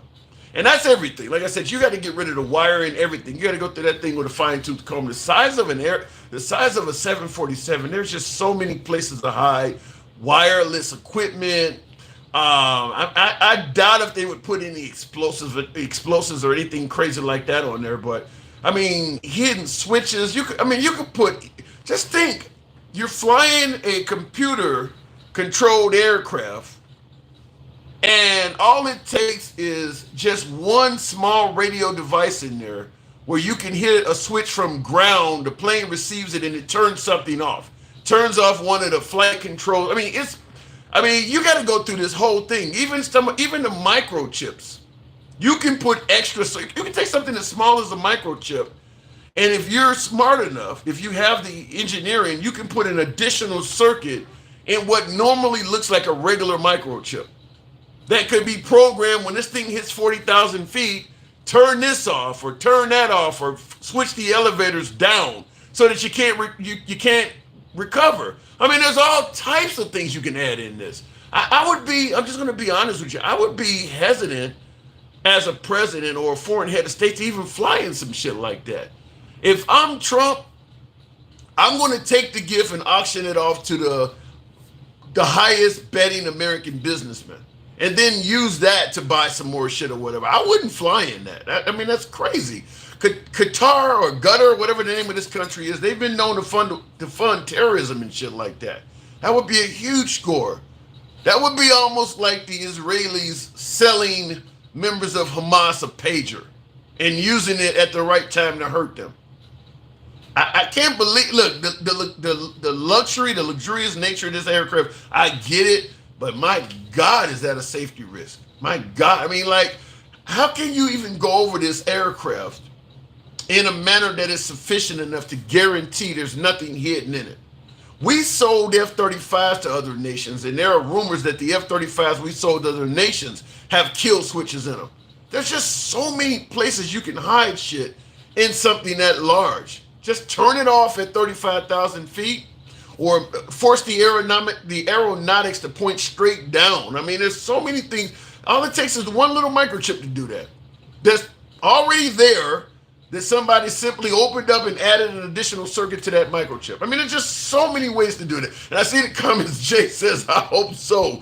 If they sell Trump a self-destructing aircraft, wow. I don't know what to say, but Will says MAGA ain't shit. Will always knows what to say. I just explained it. Since Gen X ain't shit. Oh my God, Will.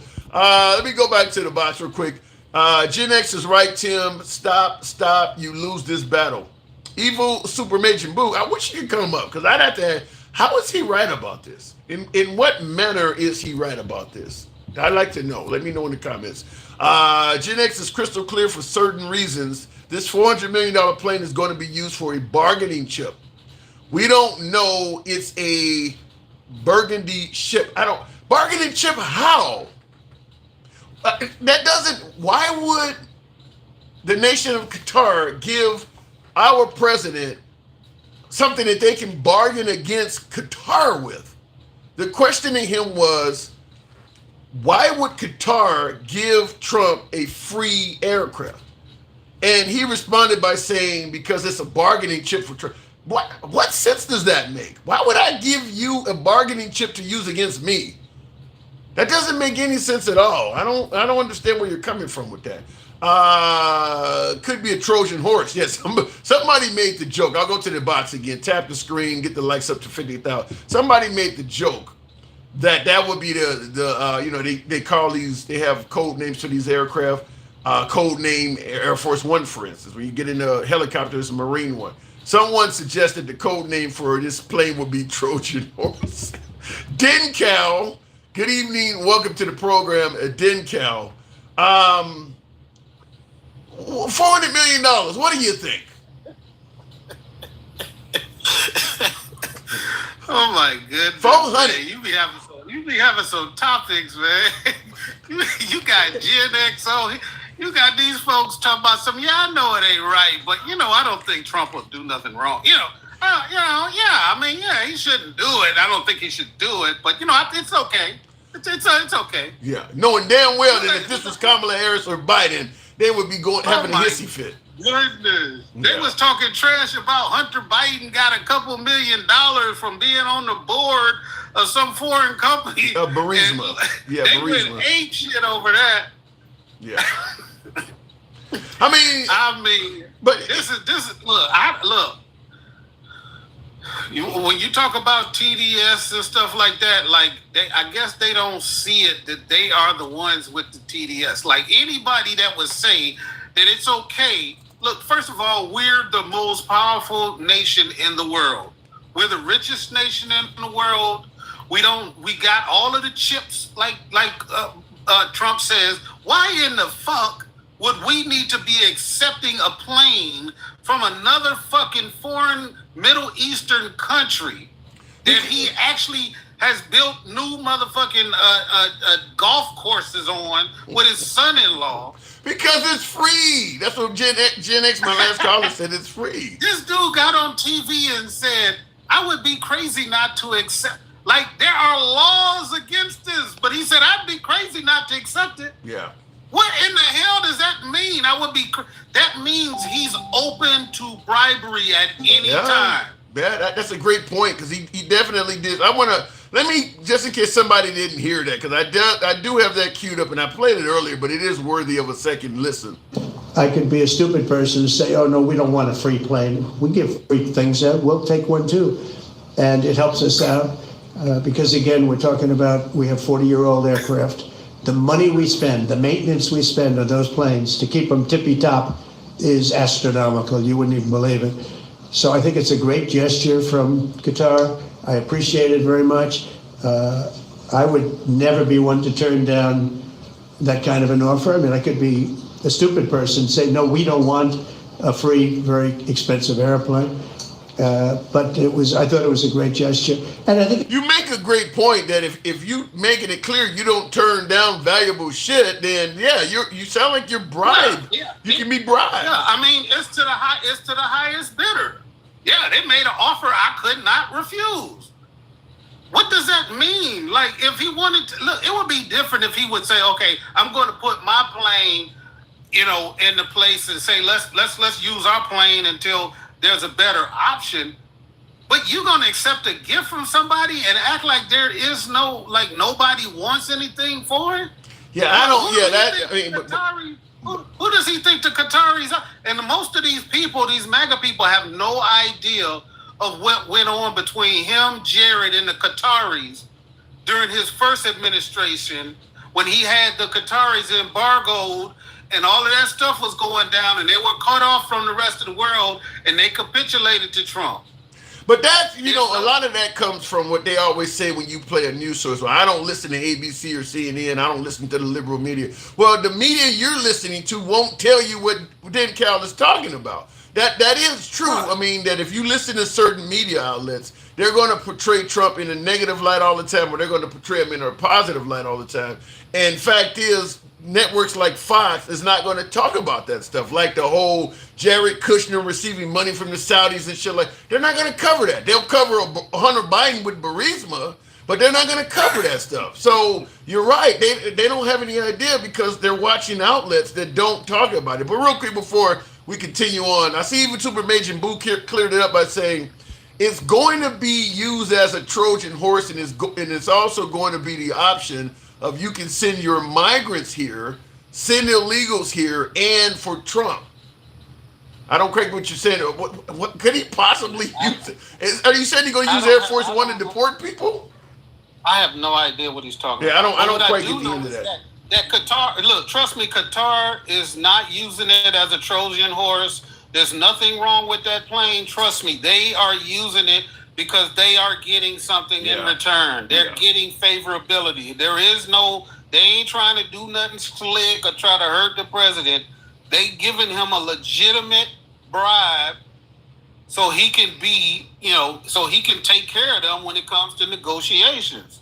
Yeah. To me, that's the explanation that by far makes the most sense, is that you're giving somebody an item that's worthy of $400 million. You're doing that for either he's already done something for Qatar or he's going to do something for them.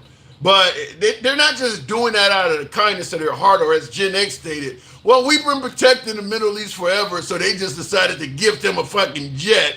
And he's not even the one that's been protecting them most of the time. So that doesn't make that alone doesn't make a lot of sense. And his excuse is so juvenile. Well, why would I not accept it? Duh. But we forget that he eliminated the branch of government that said that you can't accept a bribe. He literally eliminated the part of government that said you can't take a bribe.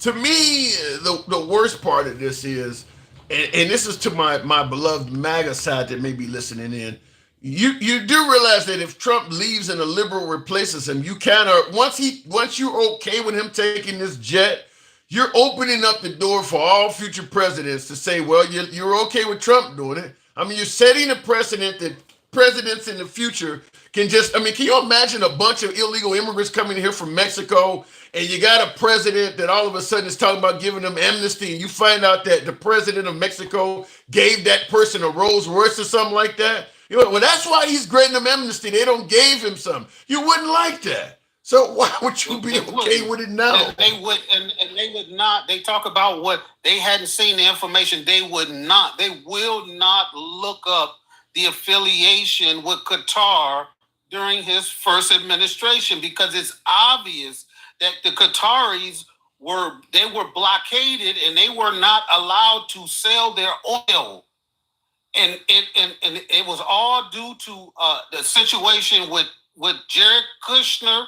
And they could look. I know they won't look. Because I didn't even know all this. So what are you saying that maybe Qatar did this to make sure there's no future blockades on their export market of oil? Exactly. Yes, I'm telling you that, and you can look it up. It's not hard to find. If you really want to know what happened, you can look it up. But nobody wants to look it up. They just want to say, yeah, it's okay for them to accept this gift. They don't want to know why. They don't want to know why. Yeah. The thing about it is I don't know why, but I know there is a why. And I'm concerned about that why. I'm not going to just dismiss this like what Gen X or Jeremy stated. It's not that big of a deal. That's just like if your kid came home, your 5-year-old came home and said the neighbor gave them, something of significant. Why the hell would he give you that? Why would an adult just give you that? My kid, you want to know, did something happen? You're going to question why is somebody getting a significant, a gift of significant value? Like, why would they just give you that? Like, literally one of the most luxurious planes. Operate like that. Yeah, one of the most. Operate like that. Huh? People don't operate like that. I just think you cool, so I'm gonna give you a $400 million what?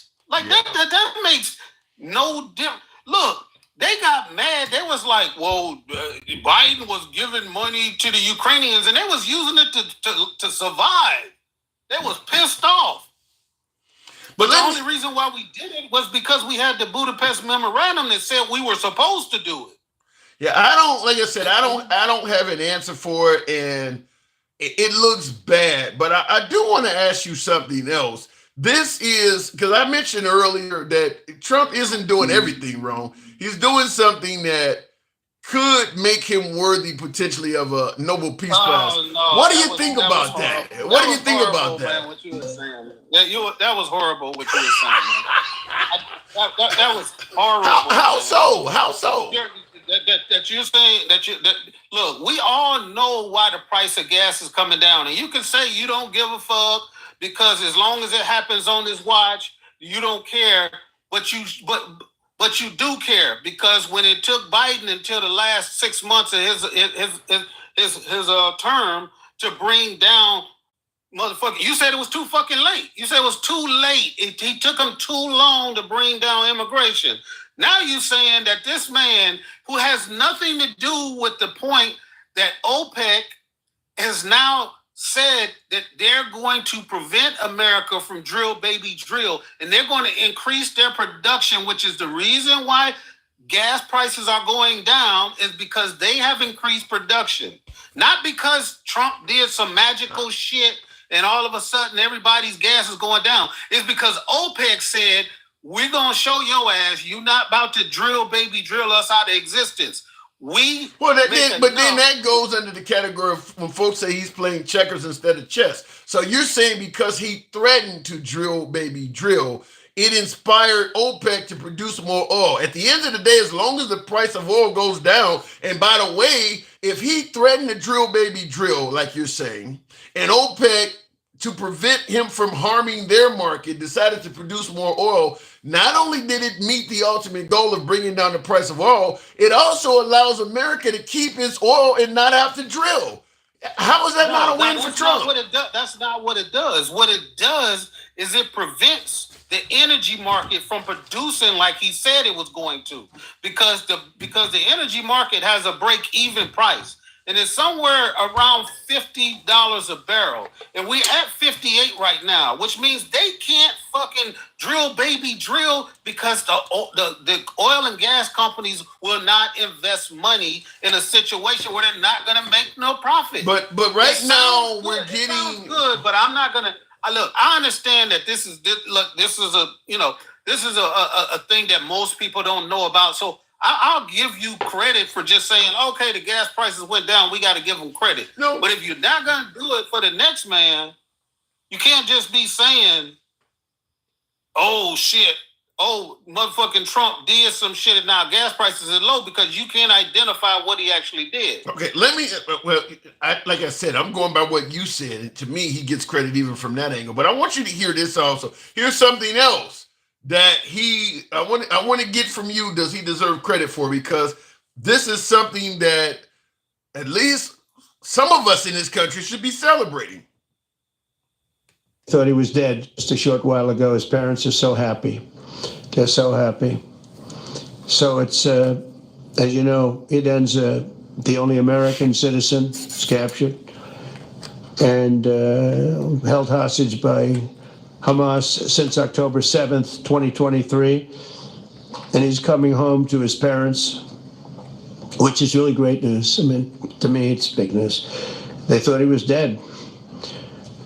They thought he was dead. Do you think he should get credit for that? He's the reason why the last American/Israeli hostage, this person has dual citizenship, but they're an American that was raised in New Jersey. And they also have Israeli citizenship, so they were fighting on behalf of the IDF. But Trump, Israel wasn't involved in this.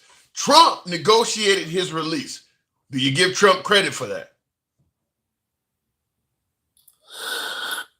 That's a difficult geopolitical. Oh, come on, difficult? No. I'm saying this because the whole part of the reason why Biden lost is because what? He wouldn't stand up to Netanyahu. Right. Now that Trump has the whole time, what did he say? We gonna let Netanyahu finish the job and do whatever the hell he want to.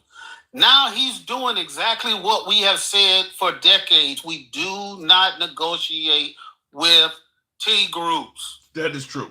So now he's negotiating with T groups, and nobody ain't got shit to say about it, huh? I hear what you're saying. As long as he got somebody released, it doesn't matter if he broke decades-long rules of engagement. It doesn't matter, right? It doesn't matter. Yeah, to me, I'm going to side with Trump on this. You're right. Under George W. Bush, he was the one that started saying we don't negotiate with terror groups and things like that. But I'm going to tell you, if my ass is the one they're holding, I want you to negotiate with them. Get me out. I mean, listen. I agree that Trump broke the tradition that was set forward by George W. Bush, but he also negotiated with the Taliban to end the Afghanistan war. So he's been doing this. I mean, that's what people suggest as a reason why they like Trump so much. I get it, but we have to have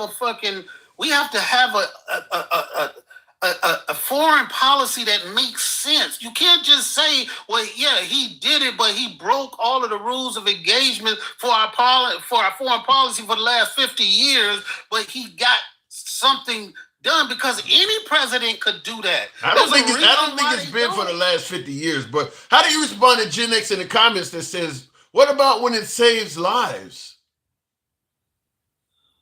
He said he was going to stop all of the killing from all of these wars in motherfucking in Ukraine and Gaza. Are we not going to give him credit for not doing that too? No, there's still hundreds of thousands of people dying over there. They're over there blowing up.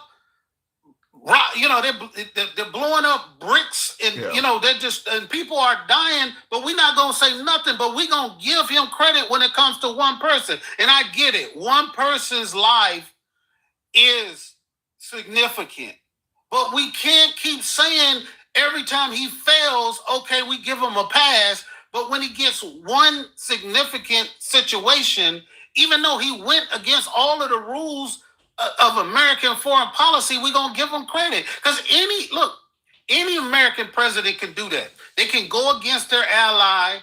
They can make an agreement with the enemy. They can all do that. Let me interrupt and ask this. If you was in his position, would you have negotiated with Hamas to free this guy? Or would you have honored the tradition of we don't negotiate with him and left him over there for God knows how long, how much further he's going to stay over there? Which one would you have done? Look, that's kind of difficult to say, because I'm going according to what our foreign policy has been for the last 100 years. Now, if we're saying that we're going to just ignore everything that's got us to this point, and we're going to accept that we now deal with T groups, that we don't care about our allies, which they got their own negotiating position. That's why Netanyahu is pissed off right now. We're in a situation where we will allow Trump to do anything, even against our better interests, and call it a success. But we won't call out all of the other shit that's happening for that to happen. Like, we're saying, oh yeah, it's okay for him to take bribes and shit on planes. Yeah, it's okay for him to make deals with the Taliban and release 5,000 T groups, and the people that he released were the ones who eventually took over the country. It's all right for him to take away the protected status of all of those Afghanistani people that he criticized Biden for leaving over there. We're just going to forget all of that and say, well, he got one guy out, so let's give him the party. All right, you're driving a hard bargain, Dick. I do got to move on. That last part was humorous, but that is what's happening. You are right. That is what's happening.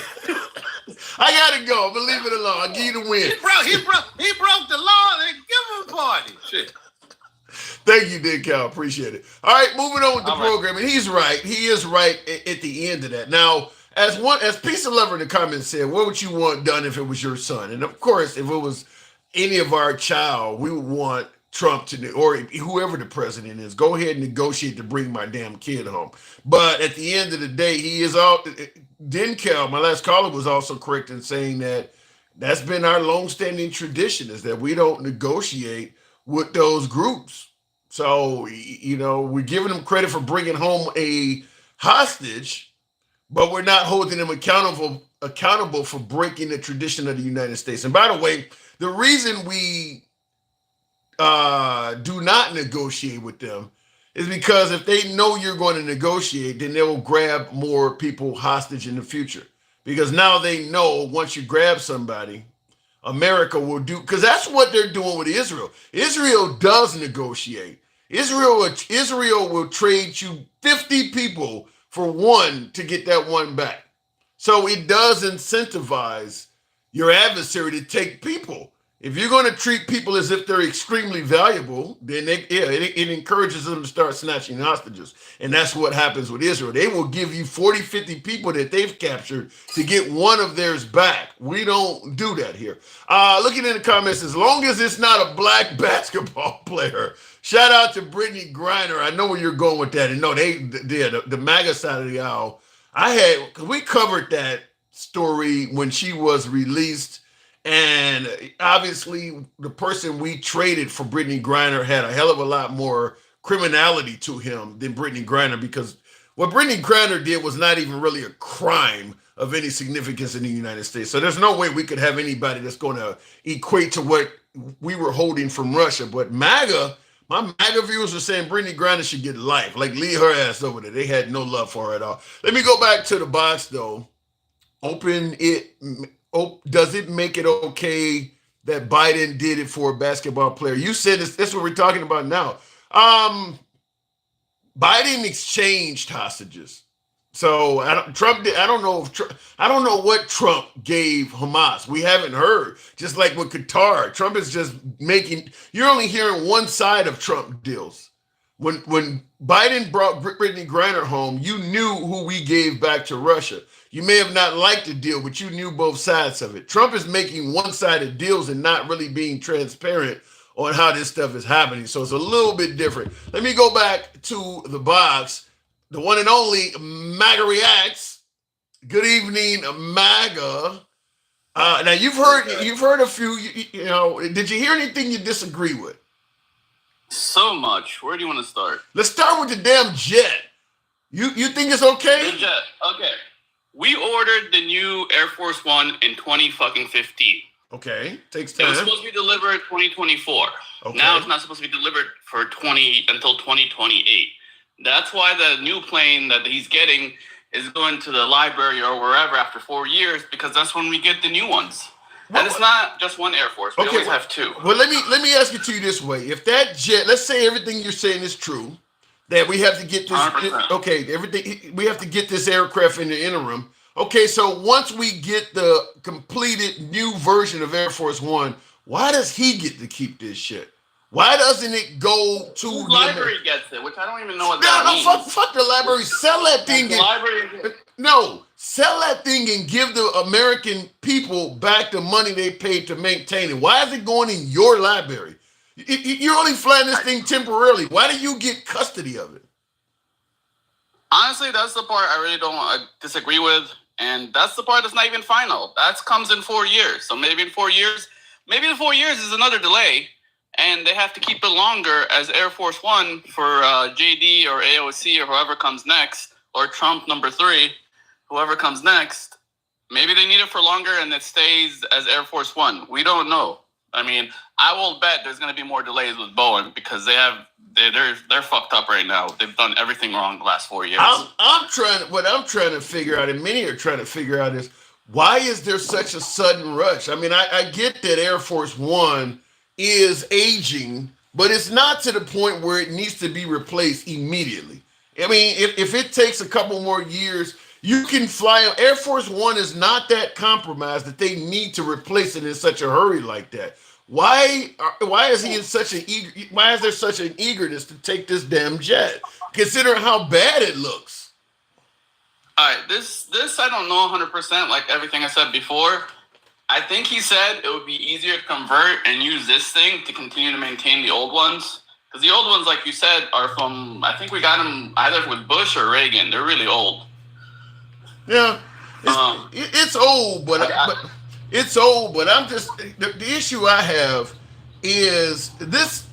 I don't see where the aircraft he's getting from Qatar is any different than any other 747 in America, because it's owned by royalty in Qatar, so it has luxuries on it. But in terms of its aeronautics, it's no different than any 747 that's already in this country. It just probably has gold and all kinds of precious metals and showers and shit that he likes on it. But other than the luxuries that's on it, you could just take one that's already here and outfit it. There's no need to take this aircraft. It's not that much better, other than the fact that it has luxuries on it. But in terms of the electronics, the aeronautics, and all that, it's not any better. It's a 747. Yeah, I think you said earlier that it wasn't American-made. It's an American-made Boeing 747, just like any other Boeing 747. Right. It was just pimped out by Qatar. Right. I mean, I don't even think they're going to really have time to convert it in time to actually make any use of it. I don't think they're going to convert it overnight. We don't even know if they're going to let him do it. You see all the blowback. He might not even get a chance to do it. Do you think the blowback? Even if you can't use it as Air Force One, we could put it somewhere else. I mean, Department of Defense, I'm sure, could use another free airplane. Do you think the blowback is legit? Is this a legitimate issue for so much blowback?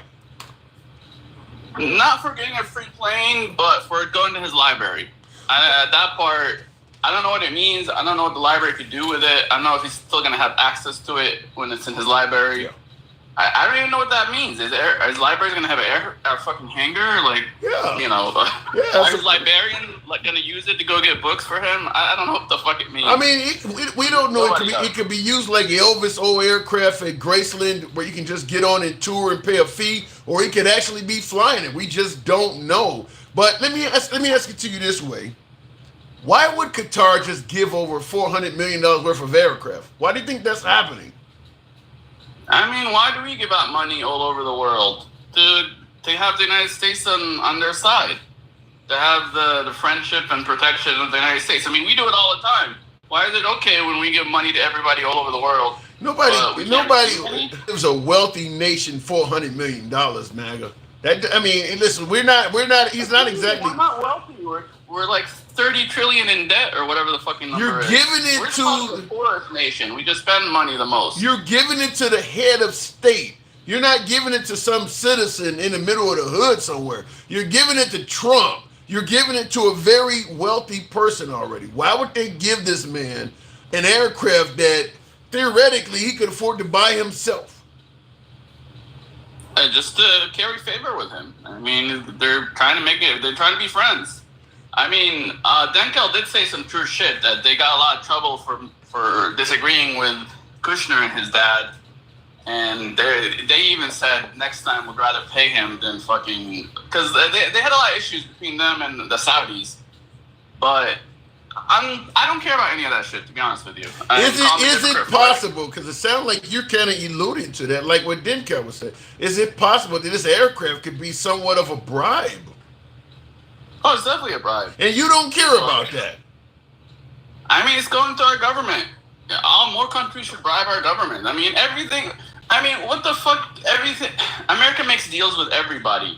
Are you telling me every deal that we make has to be negative for us? That we can't have any benefits to America? Like a free airplane, like better trade? I mean, some deals actually benefit America. And they're upset because this one benefits Trump a little bit more directly than most deals. Yeah, because that's the point. It's not benefiting America. It's benefiting Trump. The country don't make. In fact, the country got to pay to maintain this. America. How is it benefiting America? Have to pay for Air Force One. Huh? I mean, it's a free airplane for America. No, it's not. It's going to the Department of Defense. You're taking this jet. You're going to spend millions of dollars making it safe for Trump to fly. Then you're going to spend the millions of dollars it takes to constantly maintain this. And then once Air Force One, the regular one, is complete, this one just goes off. I mean, literally, you're going to spend millions of dollars for an aircraft that's only going to be in use for a few years at most. How is that benefiting the American people? Why wouldn't he just fly the one he got for the next few years? And isn't he telling us to sacrifice and only buy 2 dolls? I don't know if this is 100% true, but he's saying that it'll be cheaper to do this than continuing to maintain the old ones. Right. I don't believe it, to be honest with you. But that's the current fluff on his side, I guess. Yeah, he's the same guy. He's the same guy that's telling. I mean, I agree with you on a lot of it, but it's also a free airplane. I think we should accept the airplane, And I think it should stay with the Department of Defense. I'm surprised they're not giving it to the Air Force, because usually the Air Force is the one that owns the airplanes. They're giving it to the Air Force. They're giving it to the Air Force or the military to retrofit it so it's safe. Department of Defense is the Air Force too. I don't know how that works. Yeah, whatever the case may be, the military will have it to make sure it's safe for him to fly. But the fact is, he is going to be the only person using this airplane for the rest of the life of this aircraft. It's going to be in his control. It's not going to the American people. I will bet you money up to like $1,000 that Boeing will have more delays and the airplane's going to stay Air Force One for longer than 4 years. If you give him that luxurious 747, I would actually be on your side of that bet, because those delays are probably going to be initiated by him, because chances are the jet he's getting is more luxurious than the one they're building. So he's going to make sure those delays, he's going to make sure those delays last for the rest of his presidency. You're right, those delays are going to happen. They're going to be orchestrated by him. Yeah, so the airplane has to stay for the next president to use. 2028 is in 4 years when we're going to have our next election. Oh my God. I don't think he's ever going to see, like on the regular path, he was never going to see the new plane, even though it was ordered back then. So what? Unless he gets his third term. So what? I mean, it's no big deal, but I'm saying this plane could benefit the next president is what I'm saying as well. Like, this could be a free airplane that we get to keep using more than 4 years if there's more delays with Boeing, which I'm betting there are going to be more delays. So more delays fucks him because he doesn't get to take it to his library in 4 years. I mean, they're not going to give up an Air Force One until the new Air Force Ones are delivered. But you just admitted that this aircraft is likely a bribe. I don't know why folks keep saying it's a free airplane. If you're admitting it's a bribe, then it's not free. It's not free. If you're admitting that it's for something. I think whatever we're going to do with Qatar, we're going to do it anyway. We might as well get a free airplane. Oh my God. Really? You're missing the benefits to all this. Like, you're saying gas is going down. I think that's because our friends in OPEC, Qatar, and the Saudis are also, like, Trump's friends is a weird, it's so weird that Trump's very close with Israelis and all the Arabs. So he's on the Israeli side helping them out, and then he's also on the Arab side helping them out. So we're getting cheap gas. I think we're closer to Middle East peace than ever before. That should tell you something. We're seeing the benefit. That should actually tell you something. With this hostage being released. That should actually tell you something. You friends with both sides of this. That makes it clear you probably don't have a lot of principles. You friends with both sides, and oddly enough, both sides are giving you shit. So I mean, it just sounds like you're selling yourself out to the highest bidder. No, but this is benefiting the whole world. Right? How? Peace in the Middle East. Well, we've been chasing peace in the Middle East since the fucking 80s or 70s. There is no peace in the Middle East. If he achieved it by being friends with both, I mean, are you really complaining about him being friends with everybody? I don't see him being friends with everybody bringing peace in the Middle East. I don't see that happening. Really? Give me some examples. I see it's the best way to do it. How are you going to do it with only being friends with one side and enemies of the other side? Give me some examples. Well, first of all, if you're going to you can negotiate peace by being a neutral nation. You don't need to be friends with any damn body. But give me an example of how him being friends with both sides has ended any of this stuff. The Israeli Pakistan. That's negotiation 101. You're trying to negotiate between two parties. You find someone that's friends with both of them. Neutral works sometimes, but friends is going to work the best. Enemies is definitely not going to work. Trump is This is basic common sense. I don't know why you even ask me this question. Because Trump is not free. You're fighting with your wife. Do I send your wife's best friend that's also friends with you to talk between you guys? Or do I send your ex-girlfriend? What the hell are you talking about? You're saying he's friends with both sides. You got two wars. Yeah. You got two wars going on in the world right now, predominantly. And that is Ukraine and Russia, and that is Israel and the Palestinians. He's not friends with both sides of either one of them. What the hell are you talking about? He's not friends with the Palestinians. He's not friends with Ukraine. He's friends with Hamas directly, but he's friends with all the Arab countries. No, he's not. No, he's not. He's friends with Iran. Well, Iran's the only exception, but Iran's not. He's friends with Iraq, Turkey. What do you mean he's friends with all of them? No, he's not. We are friends with Iraq and Turkey. He's based on what? We are allies with Iraq, and Turkey's part of the EU. So we're kind of friends with them too. So kind of. I don't know what you get off saying. You know, Iraq is basically, we built their fucking government from scratch. We're definitely friends with Iraq.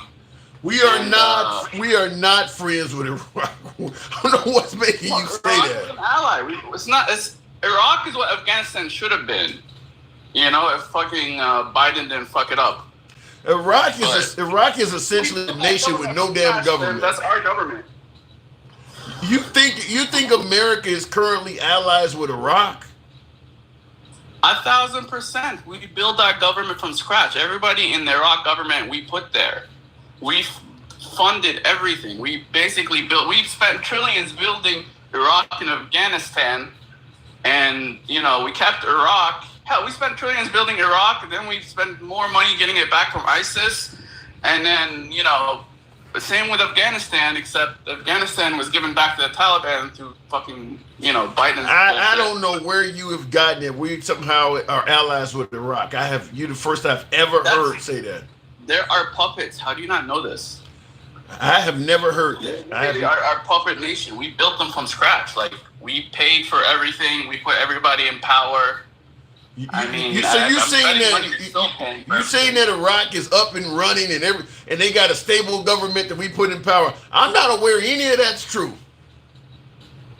What do you think is happening in Iraq right now? It's a mess. They're still fighting to see who takes the leadership. Afghanistan is a mess. Don't confuse Afghanistan with Iraq. Okay. I haven't heard that Iraq has this stable government. So who currently is the leadership in Iraq if they got this stable government? And then we're allies with. I don't know that much. Right, because it doesn't exist. You don't know it because it doesn't exist. It does exist. I mean, come on, Tim. I'll look up the details. I'll message them to you later. All right, I'll move it on. You see me what you got. I'll move it on. Two more things. The other bullshit you guys were talking about is negotiating with terrorists, Hamas being terrorists. We've been negotiating with Hamas since day one under Biden. You know, unfortunately they're the government of Gaza. And they do have the hostages, so we have to negotiate with them. I mean, we've been negotiating from the beginning with them. Like, who do you think we've been negotiating with? I don't know. Why is it terrorists? Go ahead. We've been negotiating from day one. Like, how is it they're terrorists and Trump's negotiating with? We've been doing it since day one, since Biden. I'll tend to agree that there's probably some backdoor negotiations going on, despite what they say. I'll agree with that part, but there's other shit you're talking about. I gotta move it on though. Thank you. All right. I got more. Friends with Iraq. Friends with Iraq. Has anybody else heard that? Friends with Iraq. I have not heard that.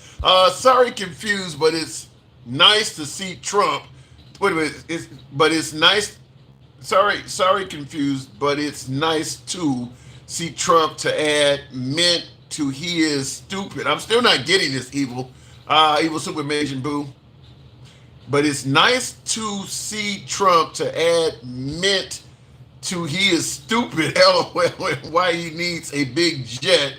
He might turn it into soul plane. I got the last part of it. But look, I don't, like I said, the jet thing makes no sense to me. Other than what my last caller was indicating, just not holding Trump accountable for it. It's a bribe. It's a bribe. That's absolutely, I would agree with what Denkel said, even though I'm not as quite knowledgeable of the way he described it, which is that we were putting huge embargoes on the nation of Qatar exporting their oil reserves, which they have plenty of it. And so as opposed to dealing with Trump, being petty or vindictive against them and blocking their ability to export, they just decided to give him a jet for him to shut the fuck up. Let's just give him a gift to keep him happy so he don't interfere with our business anymore. That makes sense. That actually makes sense. I'm not for certain that's the way it is, I'll admit that, but to me that makes a lot of sense. It's almost like, you know, a member of the mafia or some drug dealer realizing that some local police sergeant in the neighborhood might interfere with their business. So as opposed to dealing with this shit, give him some kind of trinket to make him happy. Because we are the world's police. That makes sense. That does make sense. Because Trump could impose sanctions and really hurt countries. He really could do that. And listen, if we got to pay him, give him a damn jet worth $400 million, that ain't shit for a country that has the wealth, the oil wealth of Qatar. That, to me, that makes sense. Like I said, I'm not certain that is the case, but logically speaking, it does make sense. But continuing on in the comments here, make sure I didn't miss anything. Thank you, folks, for tapping the screen. Give me on up to 70,000, if you will. Tap the screen. Thank you, Susie D. Appreciate the support. I'm a little bit late to the program. Susie D says he makes deals, but he won't inform the next president. That's true, too. Look, I have stated that it's nice to have a president that talks to the people like Trump does every day. But I do question whether he is actually being transparent. Just because you're talking to the people don't mean you're actually telling them what's going on. And I can see that in Trump. I mean, he's talking to the people, but a lot of things he says, for instance, don't pan out, or some of it just factually is false. Like a lot of the waste, fraud, and abuse that Elon Musk was claiming. All of that stuff is not even true, but they was on TV bragging about it all the time. So I like talking to the people. I like the fact that Trump goes on television and talks to the people, but it would be more beneficial if what he was saying was always true. I mean, don't come and talk to me and tell me that in Springfield, they're eating cats and dogs when it really are not doing that. Or you don't follow up and show proof that it's happening, which is kind of what took place. But anyway, looking in the comments, Big Brother Rolo convicted by 12 of his peers. That did happen. Poor white hate. Rolling my, what are you talking about there? Poor white hate. Going back to the box. Something we haven't done. We haven't went over to Instagram. And we will do that when there's nobody on there. Let me see here. Thought I had somebody on Instagram that was waiting. As long as Trump is talking, he is lying. Damn. And Deadpool says MAGA likes the lies. You think MAGA likes Trump being deliberately dishonest? Is that what you're saying? Gangsta grandma. No fluffing today, right, gangsta? Yes, you are. How? How? Girly Pop, sit your ass down somewhere. Yeah, I swear to God, Girly Pop, you just get on my damn fucking nerves. You beyond fluffing, though. You beyond fluffing. Give me how did I fluff? What did I say? Okay, you know Iran and Pakistan, he didn't do shit. Pookie, Ray, Buttercup, he did not do shit. He didn't. They came out, both of the countries, wrote a letter and said he didn't do shit. They came together and did it. They didn't need the white man to do shit. So you're saying India and Pakistan decided to have a peace deal on their own in Trump administration? They did it. They both came out and called him a fucking liar. And what? Next. Okay. Next. What about the fact that he brought a hostage home today? Did he want a cookie? Does he want a fucking cookie? Girly Pop, does he want a cookie? I mean, does he want a chocolate chip Oreo? What does he want? He probably don't want the Oreo because it's chocolate.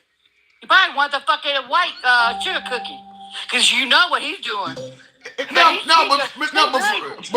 for real. He nothing chocolate or brown up in this shit. Does he not deserve credit? I mean, He don't deserve shit. What he does deserve is get that $400 million plan, put all his people on it, and hopefully it goes down.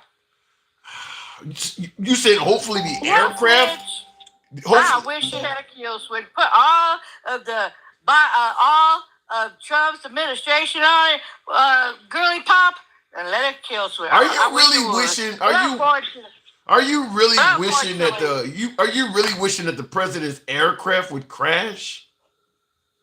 Did I say that? I said it was wishful thinking, but the devil don't die. I want you to. He's a white supremacist. Did you think I give two fucks about it? The way he showed me who he was the first time going around, I don't know. I don't give a damn. If he croaked it tomorrow, I'll say, okay, bye. What do you want me to do about it? I wouldn't give a damn. Okay, I don't like Christian nationalists. Thank you. You've been kind of mean, but I want you to hear this. I'm kind of mean.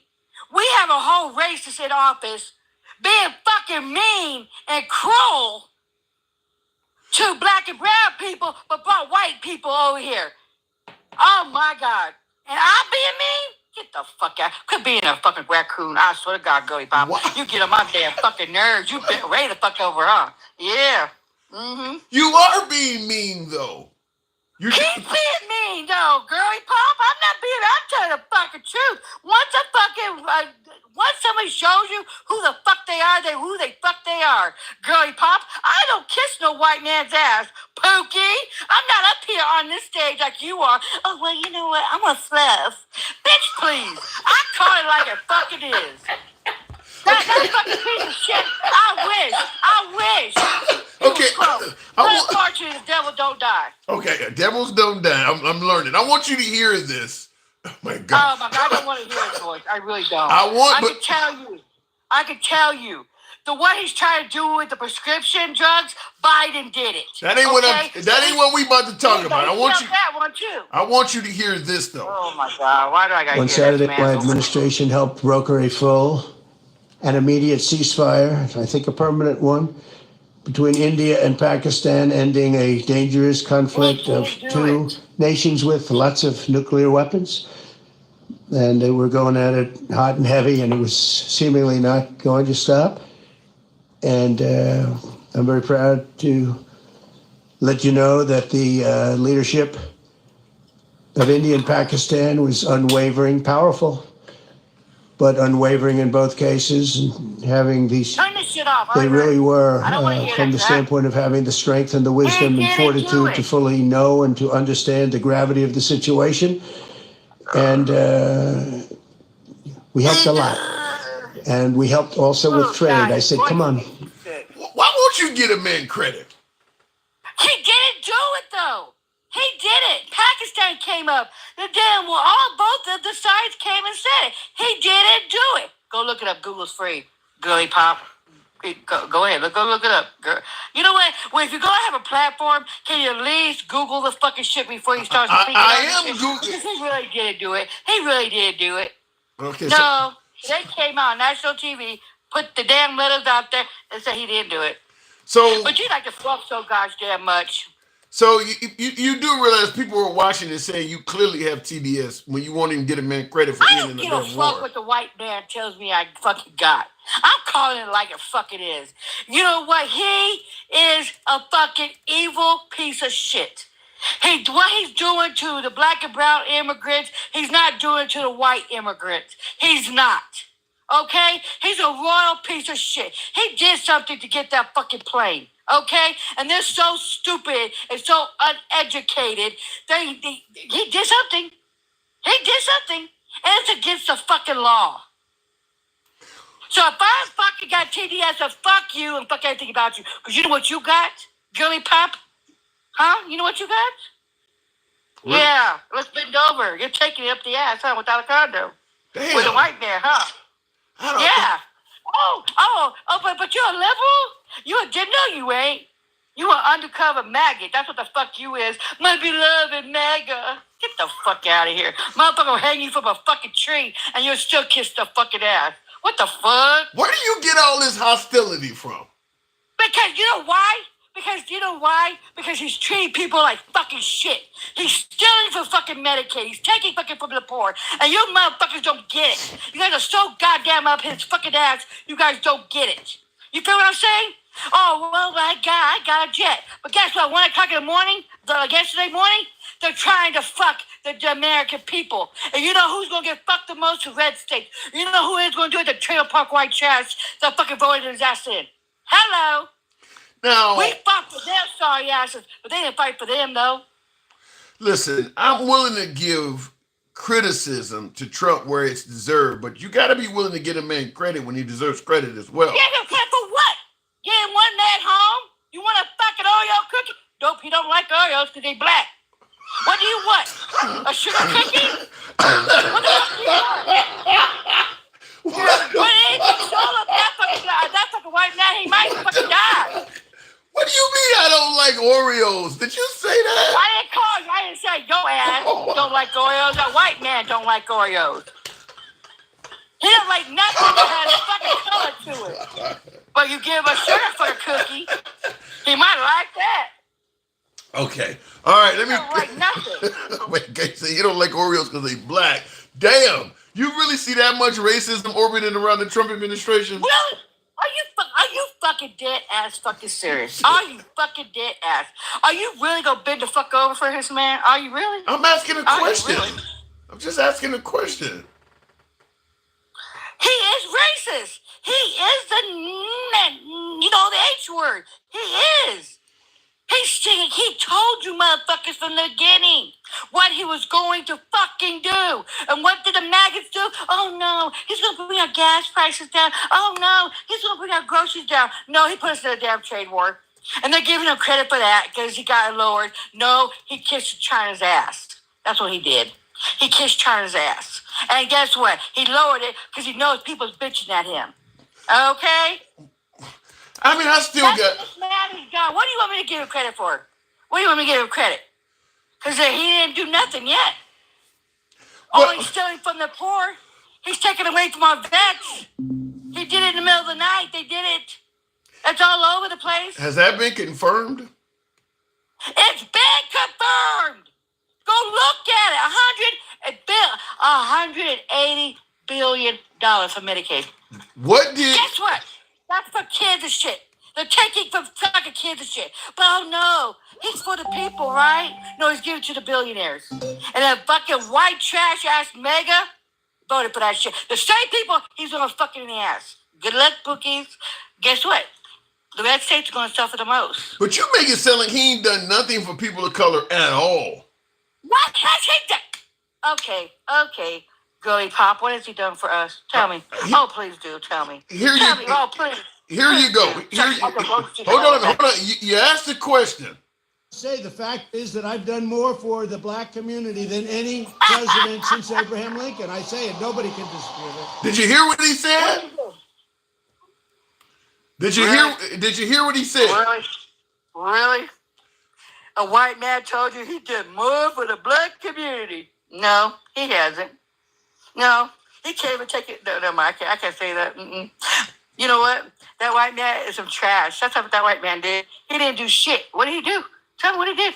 Well, what did he do? Nothing? Not a damn thing? Well, according to the actual numbers, the unemployment rate in the black community during his first term was phenomenal. It dropped. There was plenty of jobs available. The first 2 years was Obama. Thank you, Obama. That's a black man. That's not a white man. That's a black man. He didn't do shit. All he did then when the damn virus came around, darling, fucking little girly pop, and then he really fucked it all up. He didn't do shit for the black community. What the fuck he do? What the fuck? I know. You know what? You go to that shower, turn your ass white. For real. Because you ain't no black king for us, folks. Because you over here fucking trying to say, oh, what has he done for us? Get the fuck out of here. And you know everything I'm saying is the truth. You just on this damn platform laying the little maggots spill all these lies. Oh, it's good to get a free plane. It's good to get a free plane. I didn't say that. You know what? Let me tell you about this free plane. It ain't even for the United States. That's what dingdats, these uneducated fools are. They gave it to him personally. He can take it after he leaves personally. And would. Yeah. I'm not arguing with that. So what did that white man do for that? What did that white man do for a nation that's our enemy? Unfortunately, we don't know right now. We'll certainly find out as time goes on. But Gangsta Grandma, I do got to move on. No. Well, let me tell you something. You get me off real quick. You know, I'm roasting the fuck out you. So you let the white people stay on longer. Let me tell you something. Say, yeah, you do. You let the white people stay on longer. You let the maggots stay on a lot longer. You don't time us. But I timed you. So I was going to say, why? Why am I always getting booted before the 15 minutes, right? It's 10. It's actually 10. No, you said 15. No, it's 10. It is 10. It's always been 10. Whatever. You still let them talk like. But anyways, let me tell you something. I come here and I spit the fucking truth. You feel what I'm saying? I don't give a damn what the white team man thinks about me. Cause I don't kiss the white man's ass. See, I'm not on here like you, letting them talk and shit, letting instill the hatred and oh my God, everything's free. You know what? Not one of these motherfuckers tonight said why he's letting the white man come over here and not the black man. You know what they said? What they tell you? Not a goddamn thing. No reason why. You know why? Because they're all racist. All he's done is racist. You're letting the fucking white Africans come over here, but you're not letting the black and brown people from anybody else. And you're still riding that little mini banana over there. And believe me, it's really small. Because I can guarantee you his nuts is to the fucking floor. All right, gangster. Thank you. And by the way, her comment on regards to the white immigrants from South Africa coming here, we talked about it. Talked about that at the beginning of the live. That's one point she's making, and I agree 100%. There is no explanation for why the Trump administration, in what they are terming the largest deportation in history, why they are getting rid of so many brown and black immigrants, eliminating any method of claiming asylum to get in the country, but yet bringing white immigrants from South Africa in the country. There is no explanation for that. No legitimate explanation for that. Fact is, most of I believe all of the asylum seekers they're bringing in from South Africa, none of them even had a case in place when Biden was in office. So all of these folks, their cases are less than 3 months old, and yet they are already in America on American soil. How the hell did they get to the front of the line? What made them leapfrog over everyone else when we're claiming that we're okay with you coming in the country, just get in line and do it the right way like everybody else? But yet I don't have an answer for that. I don't have an answer for that. That looks bad by every stretch of the imagination. So what my last caller was saying in regards to that, I can't argue with her. That does look bad. And because they are white immigrants and all of the ones that are predominantly getting kicked out are black and brown, it does give some sort of credibility to her claim that it looks racist. I like to push back where I can. I can't come up with any devil's advocate or any opposing side to that. Now, we can argue that in South Africa, they're being mistreated by the black population, but then I could bring up what's happening in the Congo, what's happening in Rwanda, what's happening on the Ivory Coast, what's happening throughout South and Central America. There's a lot of people being greatly mistreated, chopped and hacked apart with machetes and shit like that. What they're going through in South Africa is no different than plenty of other nations. Folks are being forced into human trafficking, forced into the drug trade and all of that. What they're going through in South Africa is no worse than any of that. Why did they get propelled to the front of the line? I don't have any answer for that other than it looks really bad. It looks really bad. And once again, we're talking about the Trump receiving an aircraft for $400 million. Fact is, before Qatar was giving Trump or indicating they want to give Trump a jet for $400 million, Elon Musk was giving Trump a sum that is nearly equal to that. Where is Elon Musk from? The same location that these immigrants happen to be coming from. And Elon Musk has been championing the notion that they're being mistreated.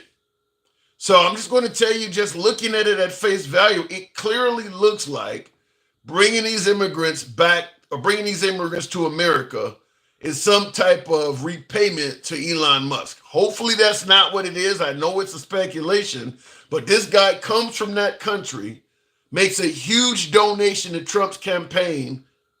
Oddly enough, he's making this donation to a country he's not from. Why would he care so much about America that he would give us almost $400 million of his own money? That doesn't make any sense. Same way it doesn't make any sense for Qatar to give us a $400 million jet either. What is it about Trump that people just feel so fucking generous? That doesn't make sense. You don't have to love or hate Trump to understand it.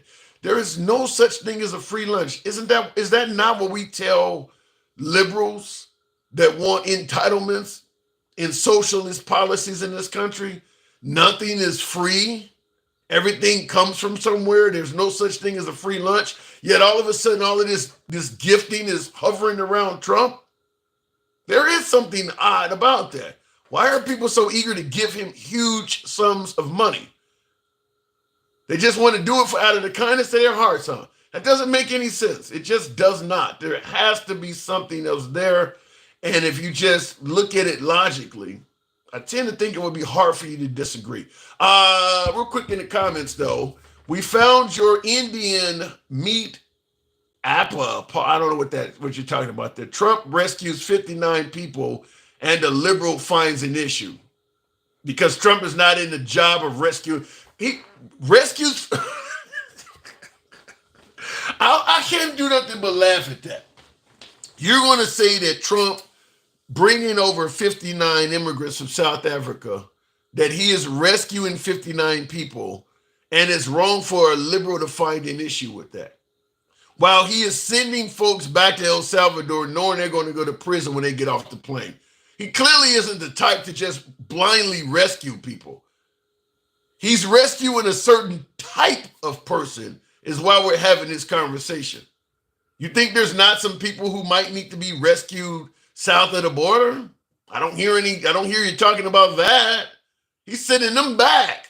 In fact, some of the Afghanis that actively helped American soldiers in the war in Afghanistan actually came to America with a legitimate claim for asylum, obviously, is that I helped America fight against my own country in a war. It's not safe for me to remain in Afghanistan. He's deporting some of them folks back. But him bringing over South Africa is why he's rescuing 59 people. Give me a fucking break. Seriously? That's what you're coming up with? Let me go back to the box. No, it ain't that he's rescuing 59 people. He's rescuing 59 type of people. It's the type of person that he's rescuing. Why would you send back Afghanis that helped our soldiers on our mission at the expense of their lives? I mean, you literally are sending them to get killed. So he's not in the business of rescuing people. Unless maybe they need to be a certain type. This whole, he hasn't given them anything for it is utter bullshit. That's not how it works. He is not allowed to accept any personal gifts, period. Well, and I'll tell you that. And by the way, tap the screen, get the likes on up to about 80,000. I think we can do that if you tap the screen, let your thumbs not be lazy. Tap the screen on TikTok, get the likes up. In regards to the comment that it's utter bullshit that he has not actually accepted it. True, he does not have the jet in his possession yet. That is true. But when you listen to the language that he is stating, and I'll give you a clip of it. This is coming from Trump himself. I could be a stupid person to say, oh, no, we don't want a free plane. We give free things out. We'll take one, too. And it helps us out because, again, we're talking about we have 40-year-old aircraft. The money we spend, the maintenance we spend on those planes to keep them tippy-top is astronomical. You wouldn't even believe it. So I think it's a great gesture from Qatar. I appreciate it very much. I would never be one to turn down that kind of an offer. I mean, I could be. So let's make something clear. I don't want to hear a damn thing about whether he can or can't, because somebody in the comments said he is not allowed to accept any personal gifts. In my humble opinion, this is very similar to Beto O'Rourke saying, you're damn right, I'm going to take away your AR-15s. It don't matter if he can or cannot do it. We're going to hold him accountable for making it clear that he wants to do it. We didn't say that about Beto O'Rourke. When he was talking about taking away guns, well, you know, he really can't do that. No, we held him accountable for saying he wanted to. Trump clearly wants to do this, whether he can or cannot. His language is pretty clear. He wants to do this. He shouldn't be wanting to do something that is illegal, that goes against the Emoluments Clause, that is unconstitutional. So it doesn't matter if he's done it or not. In other words, it's okay for him to talk about committing a unconstitutional something. It's okay for him to talk about doing something unconstitutional as long as he doesn't do it, as long as Congress stops him. Get the fuck out of here. Let me go back to the box.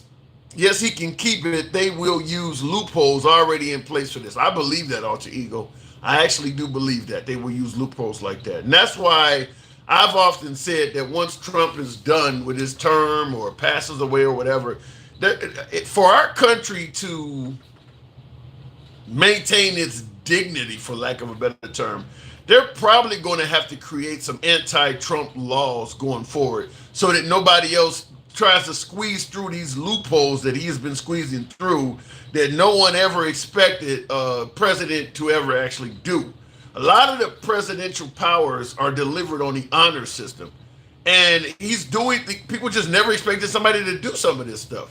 I mean, so in the future, they're going to probably have to pass laws to make it far more solid, almost like mandatory actions. If a president does this, by law, you have to do that. Because he's proven that even if you have laws, if you have an inept Congress, it might not even mean anything. So they're going to probably have to end up passing laws to, like, for instance, some of the stuff he did around the election, for instance. You have to pass some laws to prevent him from doing this kind of stuff. I mean, he's just really testing the boundaries of the law over and over again. I mean, up to and including, now they're talking about getting rid of habeas corpus. I mean, you just can't have somebody doing this shit. And Congress is just sitting by, well, it might be in the best interest of the country if everybody didn't get due process. I don't know how they're going to do it, but they gotta, because you're just leaving Trump has shown the way to any monster in the future what they can get away with. You got to close that door. You have got to close that door. So, because the next person already knows now. Trump is still kind of inching his way and figuring it out. He don't show the next person. If you want to be a monster, you can use this avenue. You can do that. I mean, now we're up to talking about a third term. I mean, he's just literally tossing away everything we've known as a tradition. Looking in the comments, I see Mark Smith says, "You are nuts, dude." Okay, fair enough. This is exactly what Project 2025 playbook was about. The military must step in and remove this regime now. That's not going to likely happen. I mean, it's still probably going to have to take place by vote. Only way I can see some kind of escalation to that level is if Trump does something that's really divisive to the point where people actually, like for instance, getting rid of due process, getting rid of habeas corpus, and making the notion that you want to start potentially deporting American citizens could lead to stuff like that. I mean, because we still are heavily armed. This still is an armed nation. You might start having some folks that are saying, no, as opposed to you sending me to El Salvador or Libya, which is another country he's talking about sending people to, fuck it, I'd rather just, hold court right here on my porch. Just go and get whatever I got, and you can just take me right now, because not coming back. You're sending me to Libya. I'm probably not going to come back anyway. Fuck it. I'm a whole court on the street. I mean, you probably have some of that start to happen. So I can see it from that standpoint. Hopefully it doesn't get that far. But when he is talking about getting rid of habeas corpus and due process and sending homegrown citizens to other countries, you got to at least take into a possibility that it could. It doesn't sound as far-fetched anymore, because some of the things that Trump's administration is saying would have sounded very far-fetched coming from any administration in the past. You would have never expected another administration to be telling a foreign leader, we want to send American homegrown citizens to your country for you to incarcerate. That ain't something you would have ever heard before. So it's only stretching it. It's only, speculating so much, because he's saying some pretty wild shit that you never would have heard from anybody in the past. Theodore Patrick, good evening. Where was the due process when the migrants came in? Oh, there wasn't. Okay, that's a good point, Sheila. So what are you saying, that if I go in the store and let's say I steal a bunch of shit, or I carjack someone, or I take your car in the middle of the night, I didn't give you any due process at all when I stole your car. So when the police arrest me, they shouldn't give me due process either, is what you're saying. No criminal, I'm going to tally up illegal immigrants in there as well, because they are committing a crime. But fact is, no criminal gives their victim due process. So your argument is, well, since the victim didn't get due process, neither should the criminal.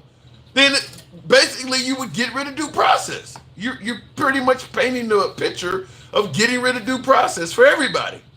Because your argument is, well, their victims didn't get due process. So if you're charged with committing a crime, don't give him due process because he didn't give his victims due process. That's what you're saying. Go back to loving Trump. Look, I'm not going to stop giving Trump credit when he's done something worthy of getting credit for. I think him bringing home the last American hostage in Gaza is something he deserves credit for. If he is correct in stating he helped negotiate a ceasefire between Pakistan and the nation of India, I think he deserves credit for that. If he had have ended the war between Ukraine and Russia, I would have been the first to give him credit for that. I'm not going to just hate the guy, but right now he is president. He's doing a lot of controversial shit, and I'm not just going to go blindly loving the guy either. I mean, it is what it is. You got to be able to take both sides. I get my beloved MAGA side. I only want to hear things that are favorable to Trump, and the liberals only want to hear things that are critical of Trump. We don't do that here. We tackle both sides. Let me try another caller. My last caller didn't come through. We'll try it with user 52. Good evening. Tim is a smart dummy, says Creed. I take the backhanded compliment, I think. User, good evening. User, are you there? He's here, but he's not by the mic, I guess. All right, well, if you're not there, I'll go ahead and drop you. He can't wait to impose martial law. I hope we don't get there, but like I said, with Trump, I no longer see anything as fear-mongering anymore because Trump his administration and he himself has said and done things that I am absolutely certain that if a liberal had said Trump is going to say this if he gets elected, you'd have been accused of fear-mongering. If you had said that if you re-elect Trump, they're going to be talking about getting rid of habeas corpus, they're going to be talking about deporting immigrants without due process, they're going to be talking about sending homegrown criminals to a prison in a foreign country, all of that would have been fear-mongering. MAGA would have been willing to cuss you the fuck out for suggesting that Trump is going to be talking about not giving people due process. They would have been really angry of any liberal that accused Trump if he gets reelected of saying that. Well, now he's in office and he's actually saying it. So I'm not very certain at this point that any accusation made against Trump has 100% chance of never happening. I'm just not that clear on that anymore because he is so unpredictable and has done things that are so far off the beaten path.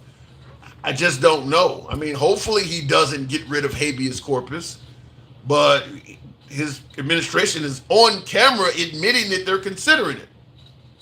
Just like there were plenty of folks suggesting that if Trump gets reelected, he's going to try to be a dictator and not leave office and run for a third term. That was fear-mongering. That was liberals trying to say whatever they could with Trump derangement syndrome to prevent him from getting elected. Well, now he's in there, and that's exactly what's happening.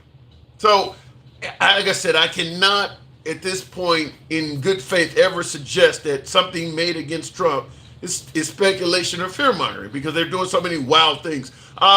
Prices are coming down, says Kim Smith. That is true, certainly with the price of fuel. That is true. You sure are putting the American taxpayers in a bad spot, Tim. How so, Paul? State your case. How am I putting the American taxpayers in a bad case? I don't see that. I don't understand what you mean. I'll say that. Maybe I'm doing it, but you got to give me more clarity on what the hell you're talking about so I can understand it. Looking in the comments, the GOP literally tried to pass a bill to give him a third term. Yeah. And that's what I'm talking about. All of that was fear-mongering. When he was interviewed by Hannity, and Hannity asked him, people were saying you're going to be a dictator and all of that. And he was like, I'm only going to be a dictator on day one. No, that has turned out to be false. That has clearly turned out to be false. He was also asked whether he would be a vindictive president. And he stated he wouldn't have time to be taking revenge out on people. That has turned out to be false.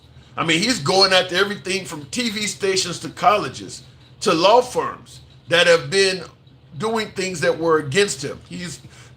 Listen, if you support Trump, You believe the folks that have been going against him deserve whatever he has coming their way.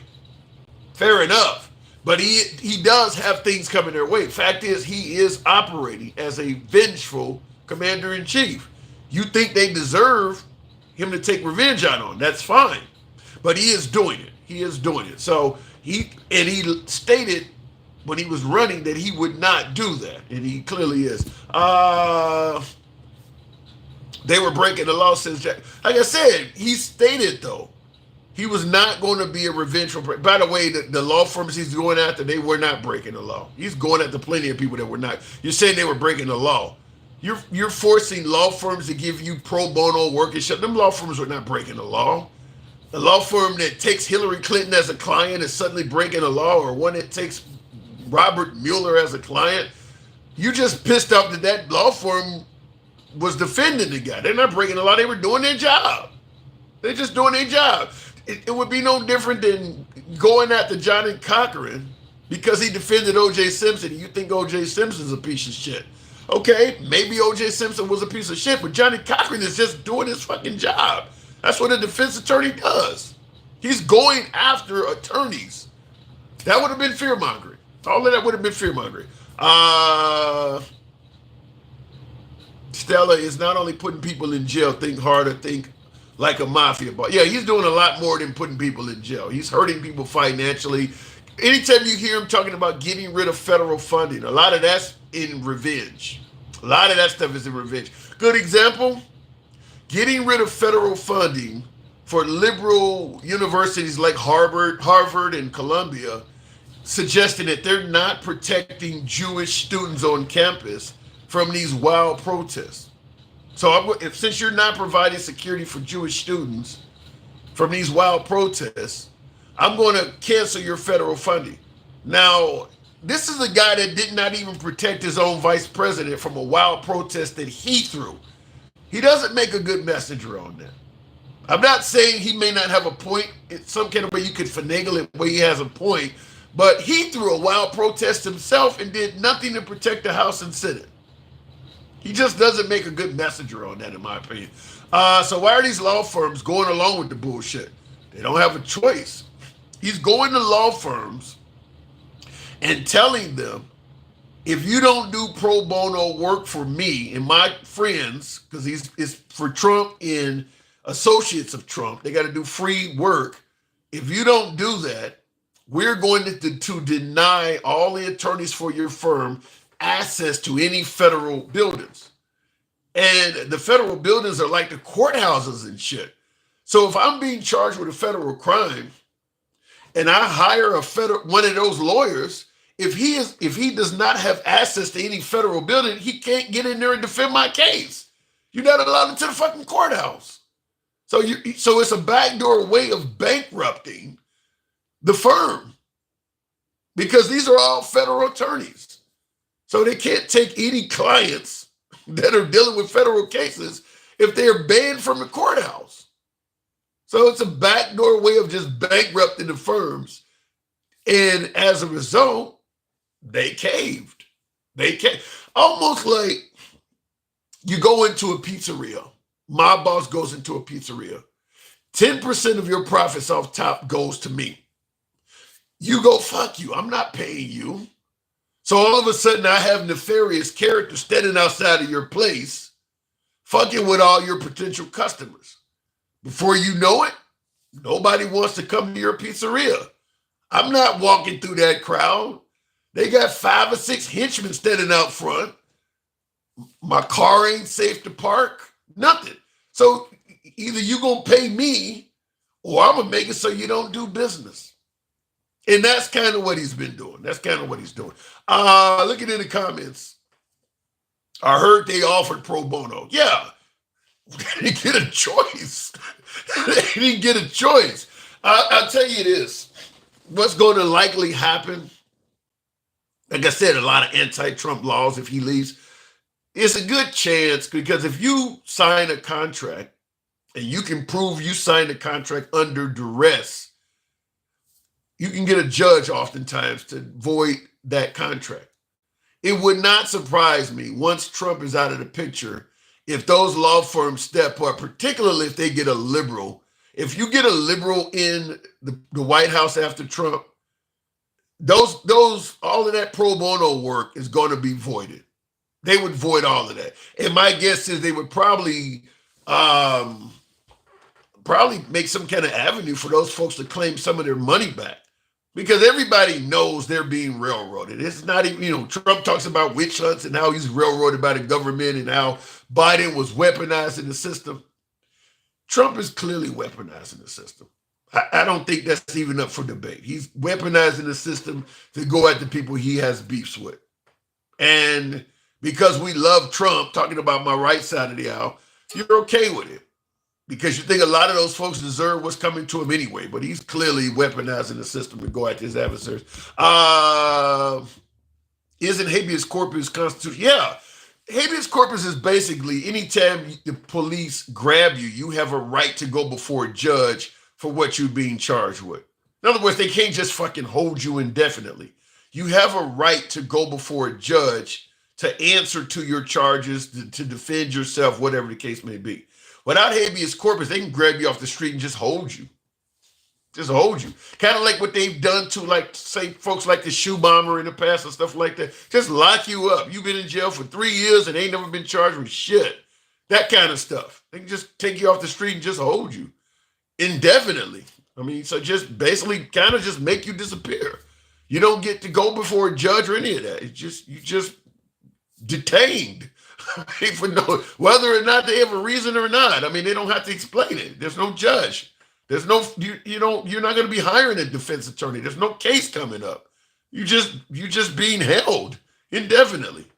That's why maintaining habeas corpus, which is also the same reason for why it's important not to let due process go away. Because if they can get rid of due process for illegals, there's zero stopping them from doing it for you. And the easiest way around it is, okay, if you give me, because you want the border secure, you want all of these illegals out of the country. So you give me the right, or let's say Trump, you give the government the right to grab illegal immigrants under the guise that once you came here illegally, you forfeited your right to due process. So illegal immigrants don't get due process. Let's say MAGA agrees with that.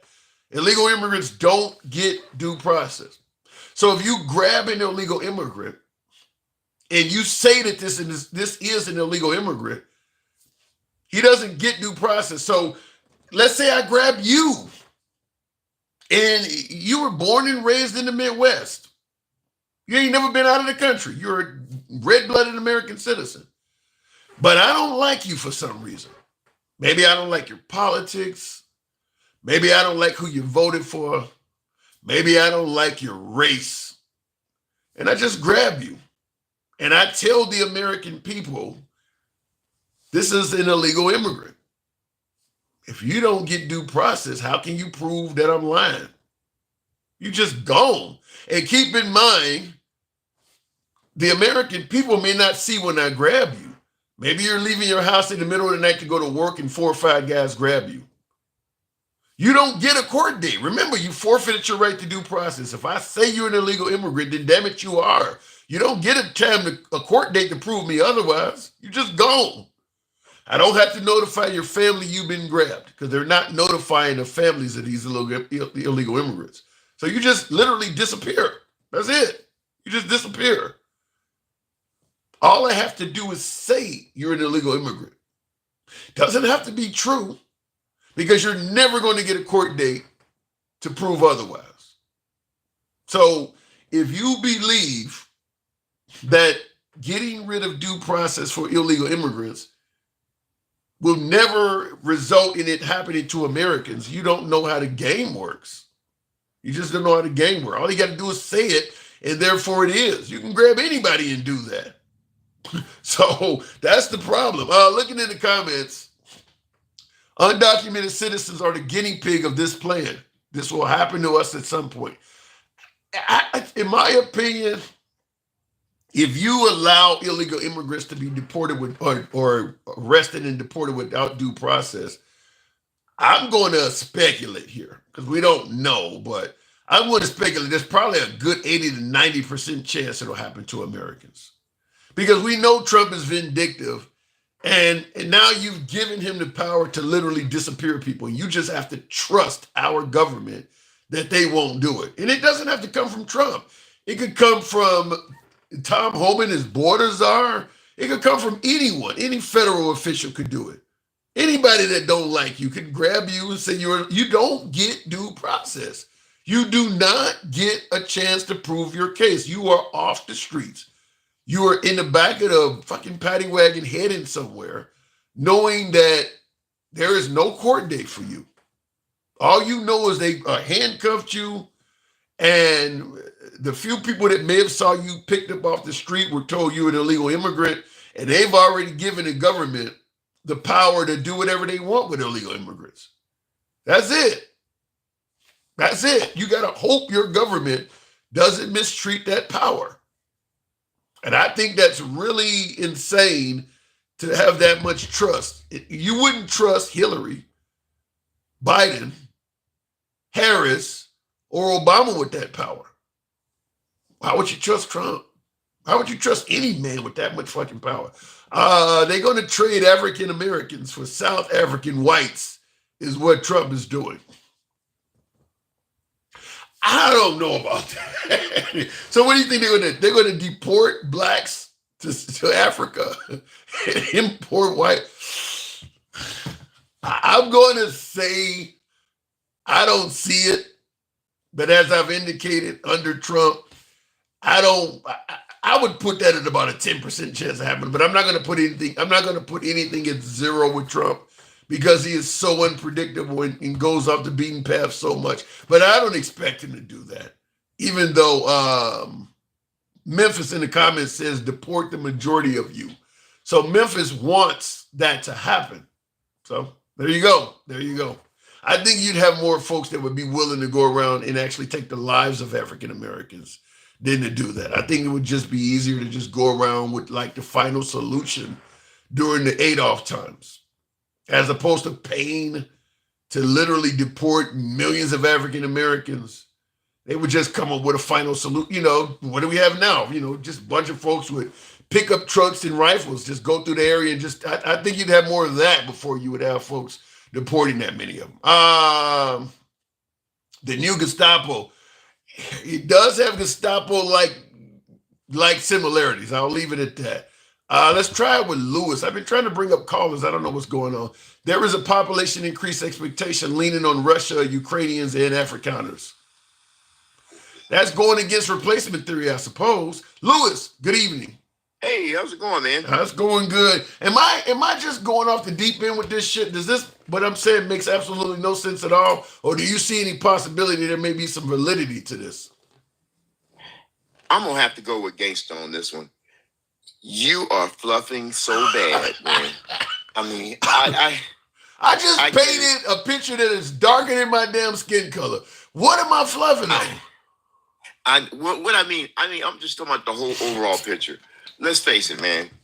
This guy is definitely trying to get black and brown people out of this country. Or he's trying to at least make you irrelevant. There's no question about it. I could see more of the irrelevant side. You're not going to get black and brown people out of the country. It's just too fucking many. No, you're not.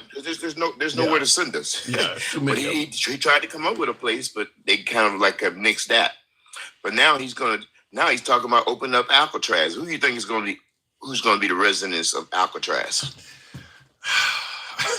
Well, fortunately, Alcatraz is not that big. Well, it only holds 300 and some people. You're right. It's not that big. But here's the thing, though.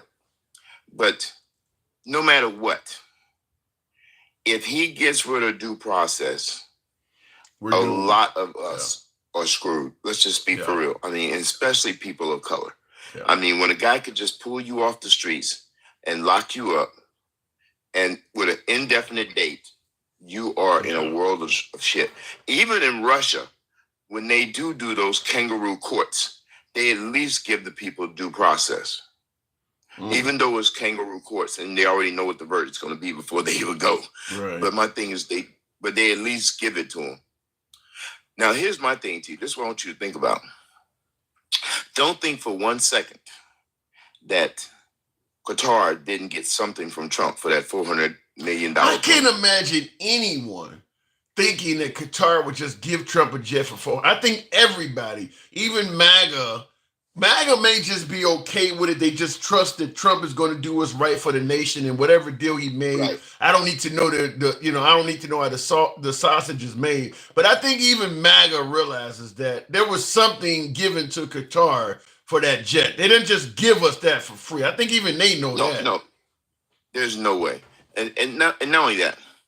Now, you know that they just approved Trump just signed a thing to actually sell off our parklands in, where is it at? In Arizona and Iowa. We're actually going to, our national parks, he's going to let people buy it.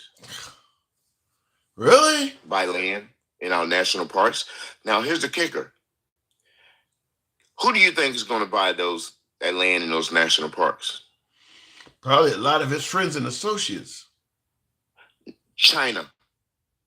No, I don't believe that. You're trying to tell me Trump is going to sell out parts of America to China?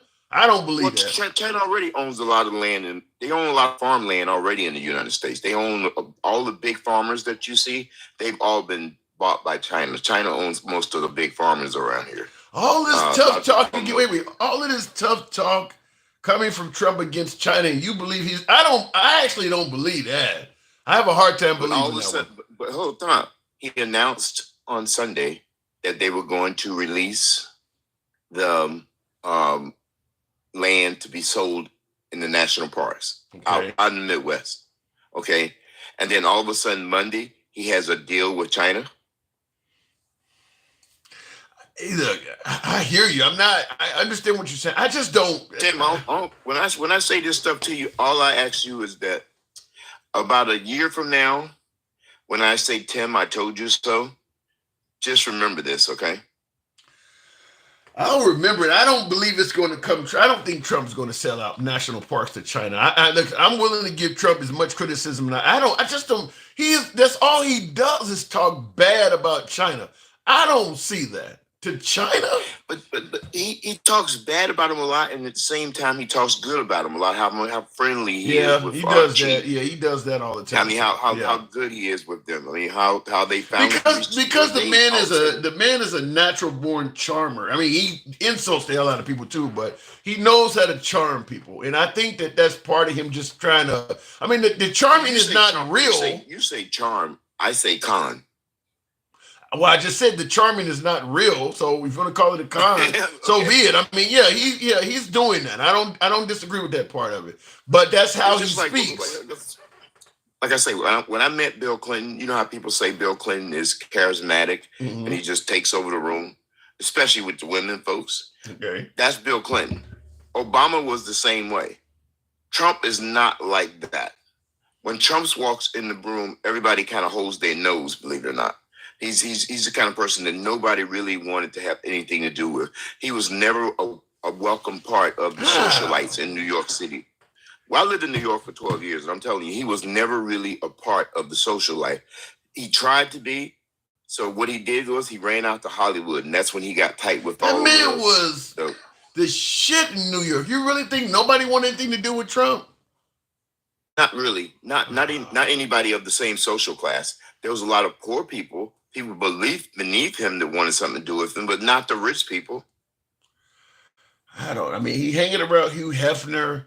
I mean, Mike Tyson, a lot of the black celebrities and rappers. I don't know. You telling me nobody wanted this guy just kept climbing the ranks, becoming a multi-billionaire or at least multi-millionaire, we know for sure.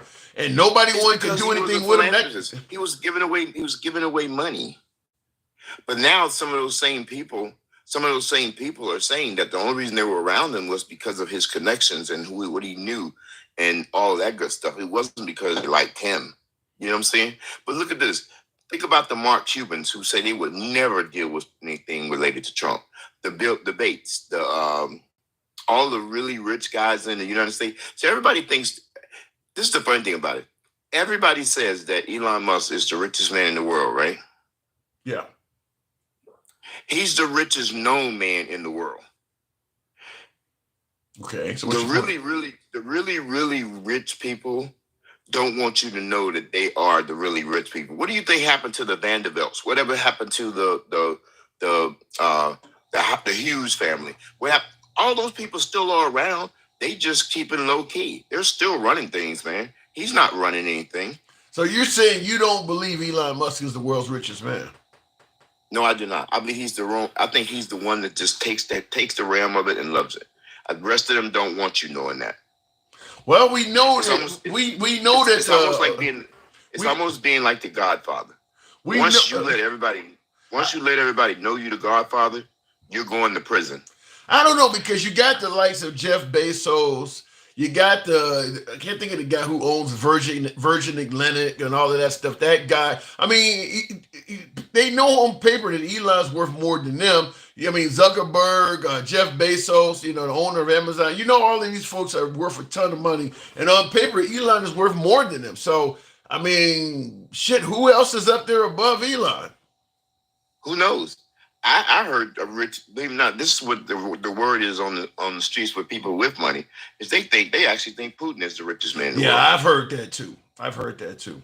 That could be. That's what they think. I mean, really, when you think about it, if you live in a country that has a dictator, your money is his.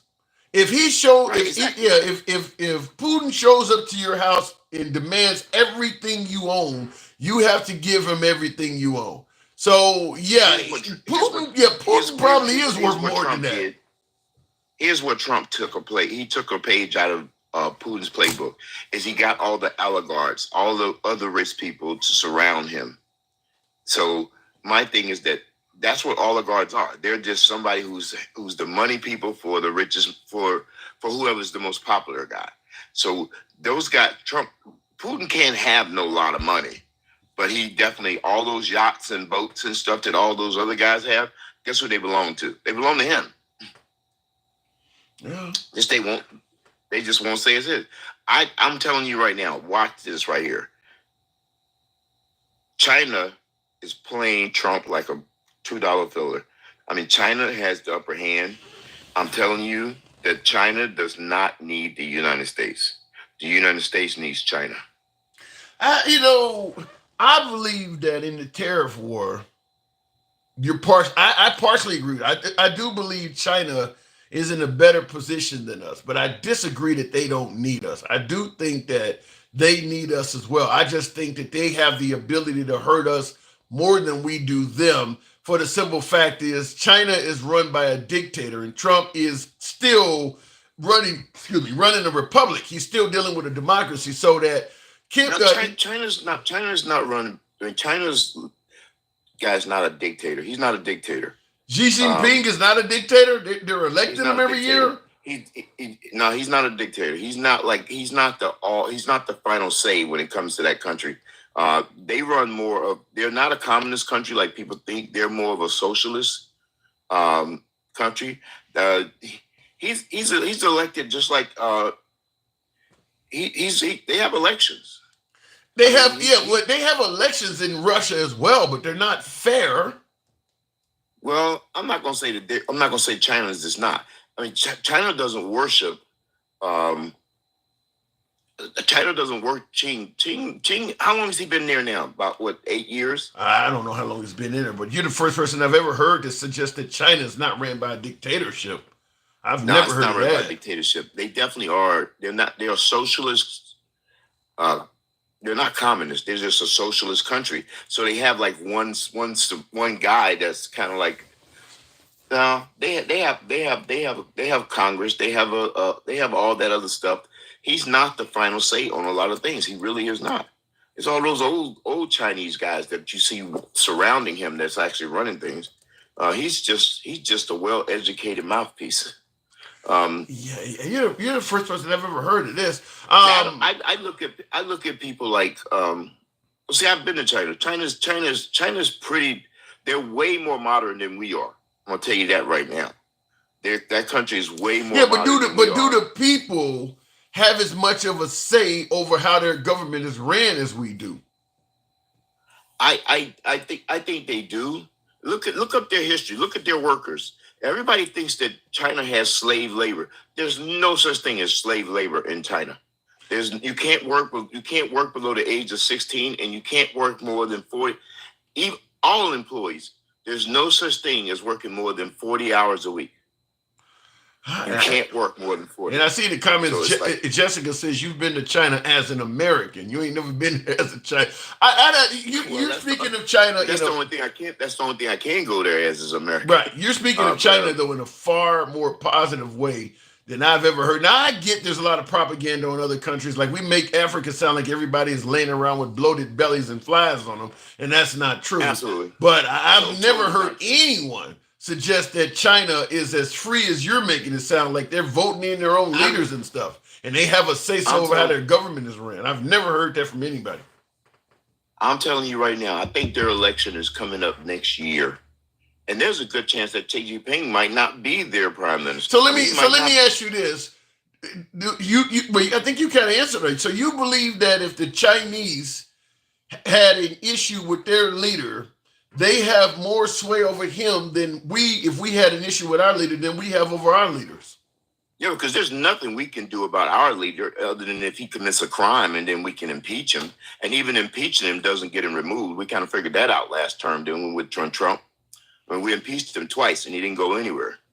And then he came back 4 years later. Well, we can vote him. Yeah, we can't do nothing with him immediately, but we can vote him out come the next election, and we can make the. And that's kind of how it is. What I call dictators, I think Putin's a dictator. I think the little short fat guy over in North Korea is a dictator. Yeah, Kim Jong-un. I think there's not very many dictators in Asia. Asia just never has been a country that was full of dictators. I mean, other than if you go all the way back to, say, maybe Vietnam or something, you know what I'm saying? Or the VC. But even Ho Chi Minh was not really a dictator. He still was voted in. I know what you're saying. A lot of those elections. when you think about Tiananmen Square and things like that in China, I have never heard that the Chinese citizens have the level of power that you're saying. I just have never heard that. I'm not saying they do have power. I'm just saying they do. The only people in America. The only people who think America is really great right now. Americans is Americans. Yeah. We're the only ones that over the whole world. The only people who think America is the greatest country in the world. We are not the leaders of the free world anymore. We have relinquished that title. Trump has. That just happened in the last few months too, though. I mean, I agree with you, but I think Trump has done more to harm our leadership role than anything in the last lifetime. I mean, Trump has shown a lot of countries I think he actually started it the last term. Oh yeah, for sure. Well, I think Biden kind of got us back on track a little bit. When he started getting out of NAFTA, getting out of the Paris Accord, talking negative about NATO, breaking the Iran deal, he started showing countries that our word is not meaningful. Yeah, Trump has set us back in terms of our position of leadership, I think, than anything else. Now, a lot of folks like what he's doing, but at the end of the day, like I've mentioned before, why would anyone make a deal with the United States after what Trump has shown? Because Trump was threatening to bomb Iran if they didn't come back to the table. And it's like, they made a deal with Obama. Trump came in and said, the deal you made with Obama is stupid, so I'm just not going to honor it. So it's like, why would I make a deal with you knowing that the next guy can say the same damn thing you did now? In other words, America no longer honors this deal. I'm not making a deal with America. I'm now just making it with the current president. The next guy might just break it. Trump has shown our word is not of any significance anymore. Absolutely. And that's exactly what Iran has said. Iran said they're not going to sign a deal with Trump because it's totally irrelevant to sign one with him because he can break it at any time. Yeah. If they made a deal with Trump right now, before 3 years from now, he probably would be throwing it out the window anyway. Yeah. And as I said, Trump is shown, to me, it's like this. Even if Obama made a dumb deal, as he claims, or you thought NAFTA was a bad deal or whatever, if the United States puts its name on the dotted line, your word is your bond. Your word, we just have to see what we can do to get them, maybe buy them out of this deal or something else we can do on the back end to get them to undo this. You don't just break the fucking deal. Because like I said, then when it comes to you sitting down at the table, I'm going to ask you, How do I know the next guy after you is not just going to break this? You've shown that it can happen. Why would I make any deal with you now that you've shown me that the next leader might just break it? I mean, so yeah, I think he set us back significantly by doing that. Well, I'm just going to tell you, Tim. I used to be on Dr. Keisha Rode You Hard. Takesha is nothing compared to Grandma Gangster. I mean, Gangster Grandma. I mean, Gangster Ma, whatever. I'm telling you something, man. She be on your case. She keeps it real, though. I'm gonna tell you something, Tim. She don't say much that's wrong, and I can definitely see what she's saying coming from her side. Because a lot of us feel the same way about you. I love you, man. I mean, I love you. You're my bro. You my man. But my thing is that you piss me off every night when I'm sitting here watching you. I mean, you just so when she comes on, I'm like, shit. I wish I could say that. God, you telling me that? I just could never say what she says to you. I don't think you would let me say. Are you trying to say that Gangster Grandma is a breath of fresh air? No, listen. Gangster Grandma hates Trump, and she's not gonna get Trump She's not gonna get Trump credit for any damn thing. And she's pissed off that I do give Trump credit when I think he deserves it. Gangster Grandma is set in her ways. I gotta move it on, but I'll give you the last word. You really think that, huh? Yeah, I'm gonna tell you right now. Yeah, she's on point with a lot of us. Trust me. The thing of it is that you got to remember this. Don't give this guy a whole lot of credit for bringing this kid home. Biden was working on that. Biden just refused to negotiate straightforward with Hamas. He would not talk to Hamas. He went through Netanyahu, and Netanyahu didn't really want to. Right now, Netanyahu people are pissed off, and everybody's pissed off with Trump also because they feel like Trump just was concerned about the American, not so much about the rest of the Israelis that are still being held hostage. Oh. So he really kind of undermined Netanyahu. So I'm sure today Israel's not happy with the United States for bringing that kid home. Trump will figure out a way to make him happy. Thanks for coming through, Lewis. Appreciate it. All right, thanks, Tim. Have a good night. You too. And Gangster Grandma is not right. There's no fluff in here. And Will G says, my beloved Knicks won 3-1. Wow. So that's the Knicks in Boston, right? Oh shit. All right. Well, the Knicks were at home, so all right.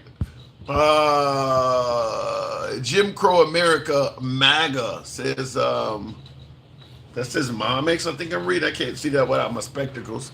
On point, yep, boy. I don't know. You guys are crazy with that. Anyhow, look at it in the comments real quick. I want to make sure I didn't miss anything. Tatum hurt his ankle. It's over for Boston. Well, one more game, and it will be. That's an upset. That's a big upset right there. Looking in the comments, do people have the right to hate? Yes, they do. Yes, you do have the right to hate.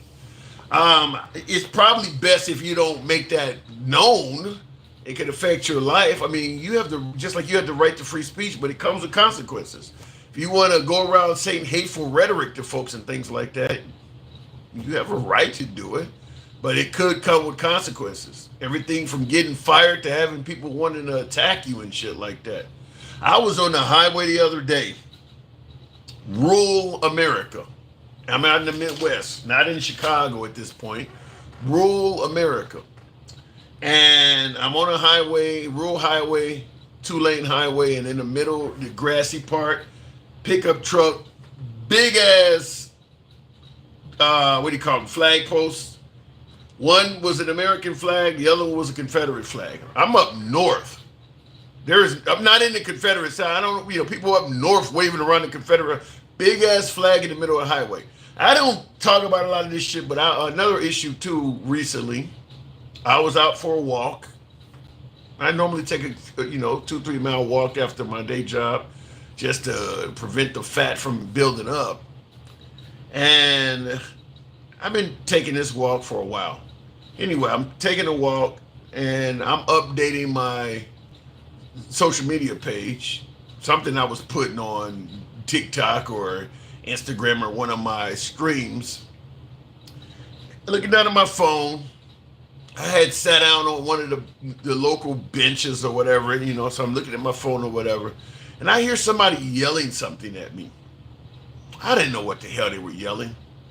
It was some kid, head sticking out of a car, yelling. I just threw the thumbs up. You know, people, sometimes you go for a walk, somebody may say hello or something, you get to an intersection or whatever. Anyway, I didn't know what he said, so I just kind of, you know, instinctively threw up the thumbs up. And as he continued progressing past me, it snapped in my head what he was saying, because he repeated, said, "Yeah, you an N-word." He had yelled out the N-word, and I didn't understand what he was saying, and I just instinctively gave him the thumbs up, and he cleared it when he saw me give him the thumbs up. I guess he probably still don't know that I actually knew what he said, because I gave him the thumbs up. I didn't say shit back to him, but yeah, he just yelled out the window and called me an N-word. For no reason at all. The kid looked like he might have been teenager, early 20s at best. And there was about 3 or 4 of them in a car. So little shit like that happens. Now, you know, I am a CCW type guy. But what do you do when something like that happens? Because a person has the right to free speech. People have the right, and that's the reason why I'm bringing this up, because somebody asked, don't you have the right to hate? You have the right to do that stuff. But what happens if 3 or 4 people are yelling that out of a car, and then they get out of the car? Is it still, can you legally draw down on that? I mean, you know, it is what it is. I mean, because shit, that's what I'm thinking. If you're going to say some shit like that and then get out of the car, I'm thinking that something's about to happen. So, like I said, it did happen to me. That was last week that happened, by the way. So it ain't that far back.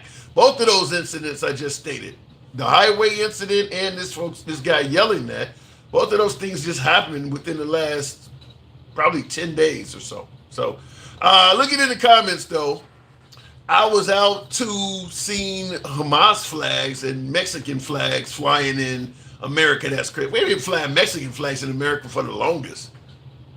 And by the way, the Mexican flag is not a symbol of hate. Mexicans don't have a history of being hateful to America. I'm not going to put the Mexican flag, which is what you're trying to counter the Confederate flag with. It's not even in the same universe. Mexican flag, really? You counter with that, hard rocker? I saw them. Now the Hamas flag, look, I don't understand why the far left is doing shit like that, because if Hamas had their way, you'd be jailed for most policies that the far left favor. You're not going to be in Gaza talking about your trans or flying around the rainbow flag or even talking about women's rights. So I don't understand why the far left does not understand. These are not your people. Yeah, what Israel is doing is akin to a war crime. But if these people were free, they wouldn't like you. I don't understand why the far left is so pro-Hamas.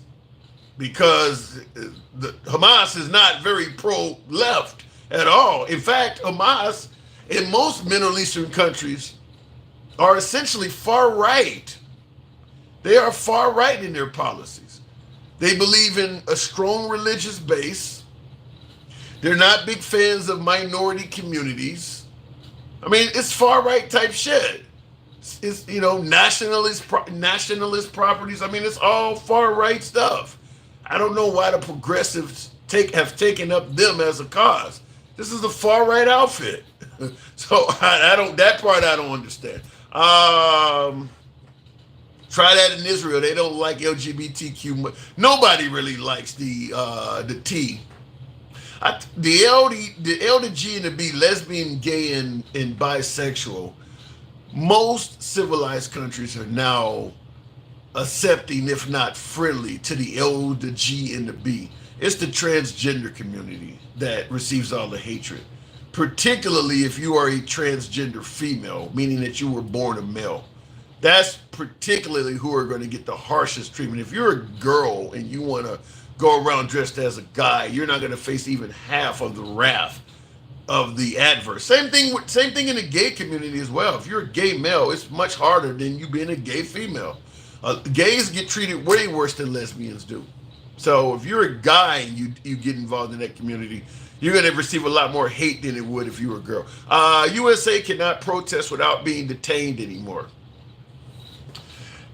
Not 100% there, Chris, but it's getting there. It's if you're an immigrant, that you're correct about that. If you are an immigrant, you're saying that in the USA you cannot protest without being detained anymore. If you are an immigrant, that is true. If you are an immigrant, legal, illegal, green card, doesn't matter. If you are an immigrant, it is not safe to protest in the Trump government. It's just not. I mean, and the Trump administration, while talking about they're only going after illegals, is bullshit. They're going after everybody. They're talking about even revoking citizenship for people. And it ain't got nothing to do with going after rapists and murderers. They're going after people they don't fucking like. That would be the better way to phrase it. We're not going after rapists and murderers. We're going after people we don't like. If you happen to be a rapist or a murderer, then yeah, it's going to make you more susceptible. But for the most part, all you need to qualify is to be somebody we don't like. And you don't have to have been somebody that have entered the country illegally. You could have came here legally as well. If we don't like you, you can get it. They just don't want to admit that. But you can come here legally and simply be someone that the Trump administration does not like. And you're just as good as well. That's bullshit, says Daniel. Okay, you can disagree with it, but there's plenty of green card holders getting kicked out. There are people who have been at protests that are green card holders that are getting kicked out, that are protesting against Trump or against his administration. They're not here illegally. They're not a rapist or murderer. There's plenty of folks that have been kicked out that are not here illegally, that are not committing any heinous crimes, and they found ways to kick them out. Yeah, I mean, what are you talking about is bullshit. You ain't been looking. I mean, some of them folks that are involved around those protests they're talking about at Columbia, at Harvard, some of them folks are exactly that. All you got to do is Google. All you got to do is Google immigrant with green card deported, American citizen deported, and those terms come up. Illegal immigrant with no criminal record deported, and you'll get all sorts of, lots of folks that are under those categories that get deported. You don't have to take a damn thing here at face value that I'm saying. Bing, Google, Yahoo, go to your favorite search engine, DuckDuckGoose, whatever the fuck you're using, and put those terms in there. And I guarantee YouTube, you can put it in there as well. And you'll get folks that are being deported that have green cards, that have citizenship, that have not committed crimes, that have been here 15, 20 years and getting kicked out. Period. So you can call it bullshit, but you can look at, what about a legitimate tourist? Those two. Yeah. Those two. You had a woman that was an actress coming in from Canada, and they grabbed her, said some information on her visa was not filled out right, and they held her for 16 days. Yeah, you can get a regular tourist even getting it. Yeah, you can get those. That's why Canadians are no longer wanting to come here, because some of them are getting caught up in it. They're not coming here illegally. They're coming here to actually tour America, spend money, and go home. And they getting caught up in it. It ain't hard to find this shit. You can just go online and look for it. It ain't hard to find it. ICE may as well be the Gestapo. I don't want to quite say they're the Gestapo yet, but to prevent from being accused of fluffing, I'll tell you this: they got the keys to be Gestapo. Tom Homan, Trump's border czar, there is nothing he's going to do wrong. I mean, he's acting on behalf of the federal government, so anything he does that's wrong is a federal crime. Trump's going to pardon him no matter what happens. In fact, there's not even going to be a case. Trump would advise the federal government to drop whatever case. I mean, he literally could kill somebody. So I'm not calling ICE the Gestapo, but I am going to admit they have the power to be it if they want to. If there was a case of some ICE agent mowing down, and I'm talking about with a firearm, mowing down a bunch of illegals, I don't think you could count on Trump to let that ICE agent get prosecuted. If he mowed down a bunch of brown immigrants and stated anything, I thought they were going to rush me, or I fear for my life, or I was saving them, whatever bullshit he came up with. I'm not 100% sure that Trump would let that ICE agent be prosecuted. I'm not 100% certain of that. I feel like there is definitely a chance, with the right amount of urging from the public, that Trump would step in and prevent that prosecution. So I'm not saying they're Gestapo, but I'm saying that they have the power to be that. You're literally on the doorstep to it. It's not quite there yet, but they're literally on the doorstep to it. I'm glad Memphis is gone. Tired of his. Oh, you talking about the guy in the comments, inbred statements? Maybe it's time for me to go too. I appreciate the 109,000. Thank you, folks, for supporting as always. You don't always have to agree. I understand that's how the program is ran. I get a lot of folks on here on the left that accuse me of fluffing, and then I get no share on folks on the right that accuse me of being a libtard, a diehard liberal. In fact, I'm seeing him in the comments constantly here. He's a clown, all of that. You can't win, folks. You can't win. When you're pointing out positives and negatives on both sides of the aisle, you're going to piss off people all over the place. If you go on my TikTok side, where there are more liberals, I'm accused of being a sellout for Trump. As Gangsta Grandma often says, a fluffer. Far more MAGA is on my YouTube vertical side. I'm the dumbest fucking liberal on the planet, according to them. So maybe I need to have you guys talk to each other and figure this shit out. Nevertheless, I do appreciate the fact that you folks tune in, critical or complimentary. I don't block, ban, or censor, so understand that. You don't have to agree with a damn thing I say, and you're free to criticize me. Because I do believe that criticism is often a way of learning and correcting. So I don't mind the criticism, understand that. And as I always say in the program, regardless, the program is always going to be MAGA friendly, because that's how we work. We go left of Bernie Sanders, so I'm having dinner with Q. And if you do favor this type of programming, follow the program if you're on TikTok, Instagram, or if you're on YouTube, go ahead and give your boy a subscription. In the comments, Farrakhan thinks Trump is kicking bottoms out and likes it. Huh? Kicking bottoms out? What does that mean? Keep spreading the news. We appreciate you, brother. Thank you, Charles Johnson. Do appreciate that. So yes, folks, feel free to follow the program if you're on Instagram or TikTok. We're on most weeknights, and certainly give your boy a subscription if you're on YouTube. A subscription in favor of free speech. Not in favor of your speech, what you want to hear. We don't do that here. Everyone gets to speak. So if you enjoy that uncensored format where everyone gets to speak as opposed to being an echo chamber for the folks you like, then yeah, show your boy some love. Anyhow, I do appreciate you tuning in. I do got to step out. I'll let Biden say it. Kamala, you ain't black. Make Kamala Indian again. That makes no sense at all. Makes no sense. We don't think you're dumb. I don't. Great show. Hard Rocker. And Hard Rocker was critical as hell of me, but thank you, Hard Rocker. I appreciate your support. No harm, no foul. No foul. Liberal Democrats, cry me a river. Y'all got MAGA. 4 years ago today, MAGA was crying that same fucking river. Remember?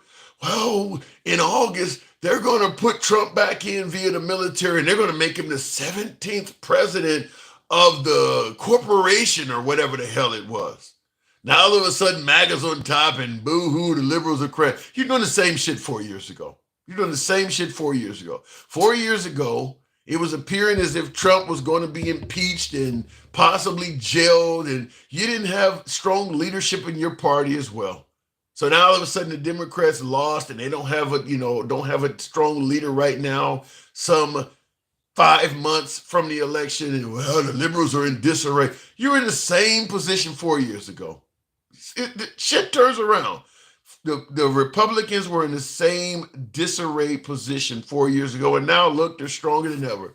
So don't let what's happening right now with the Liberal Party fool you. because you've demonstrated that it don't mean shit. Remember that? You know, the military's going to arrest Nancy Pelosi and Trump was coming. Well, Trump at this time was still fighting for his fucking life. But then later on, he starts coming out with Q lapel pins on and shit. Yeah, he was just trying to find somebody that would save his ass. Well, now he's president. So it could happen the other way around as well. What platform you on? What plantation you from? I am from Georgia, Pacific, 32 years. None that I know of. How is MAGA reacting to the Afrikaans getting instant citizenship? They like it. They like it. Look, MAGA tends to believe that Trump has by far the best vision for this country. By far. Maybe he does. I don't know. But I'll just say this. I need evidence. MAGA does not. If Trump says, I just found $1 trillion in waste, I'm saving us a bunch of money. As far as MAGA is concerned, that is true. It happened. So when you ask, well, how is MAGA viewing Trump bringing these South Africans to the country? As one of my viewers said, he's rescued 50 some odd people. They see it as a positive because they're going to instantly give Trump credit because they believe that Trump is doing what's right for the country. So I tend to believe that you need to show evidence. Like Elon Musk, waste, fraud, and abuse, all of that shit. A lot of that stuff ain't true. Real quick here, props to the Episcopal, I think I'm saying that right, Episcopal Church saying fuck you to the South Africans. Ooh. I don't like the fact that we've been told throughout Trump's entire tenure that it's okay to come here, just come legally and get in the line like everybody else. But then when it came to people that Trump was okay with, they didn't have to get in the line at all. These South Africans that have just come to this country and they're now on American soil, they didn't even have an asylum case in place 3 months ago. When Biden was in office, they didn't even have an asylum claim in place. Suddenly they're already here. Their claim has been approved and granted within the span of 3 months. And they've had a plane sent to pick them up and they're here. That doesn't make sense. That doesn't make sense. For somebody that's been telling you should wait in the back of the line like everybody else. He's not practicing what he preaches is my problem. Same thing about you don't need 11 dolls, you only need 2. You should be willing to be patriotic for this country and buy American. But then when he's able to get his hands on a jet from Qatar, suddenly buying shit that's made in America don't mean that, well, it's cheaper. Well, why the fuck you think people buying shit that's made in China? It's cheaper. But you're criticizing them, but because you can get a jet for cheap, well, suddenly we don't need to get it from America no more when it comes to you. He's not practicing what he preaches is the point I'm making. You don't need $11, you only need 2. But it's okay to find money for me to have a birthday parade that might cost in excess of $90 million. And it's okay for me to have one of the most luxurious jets on the planet.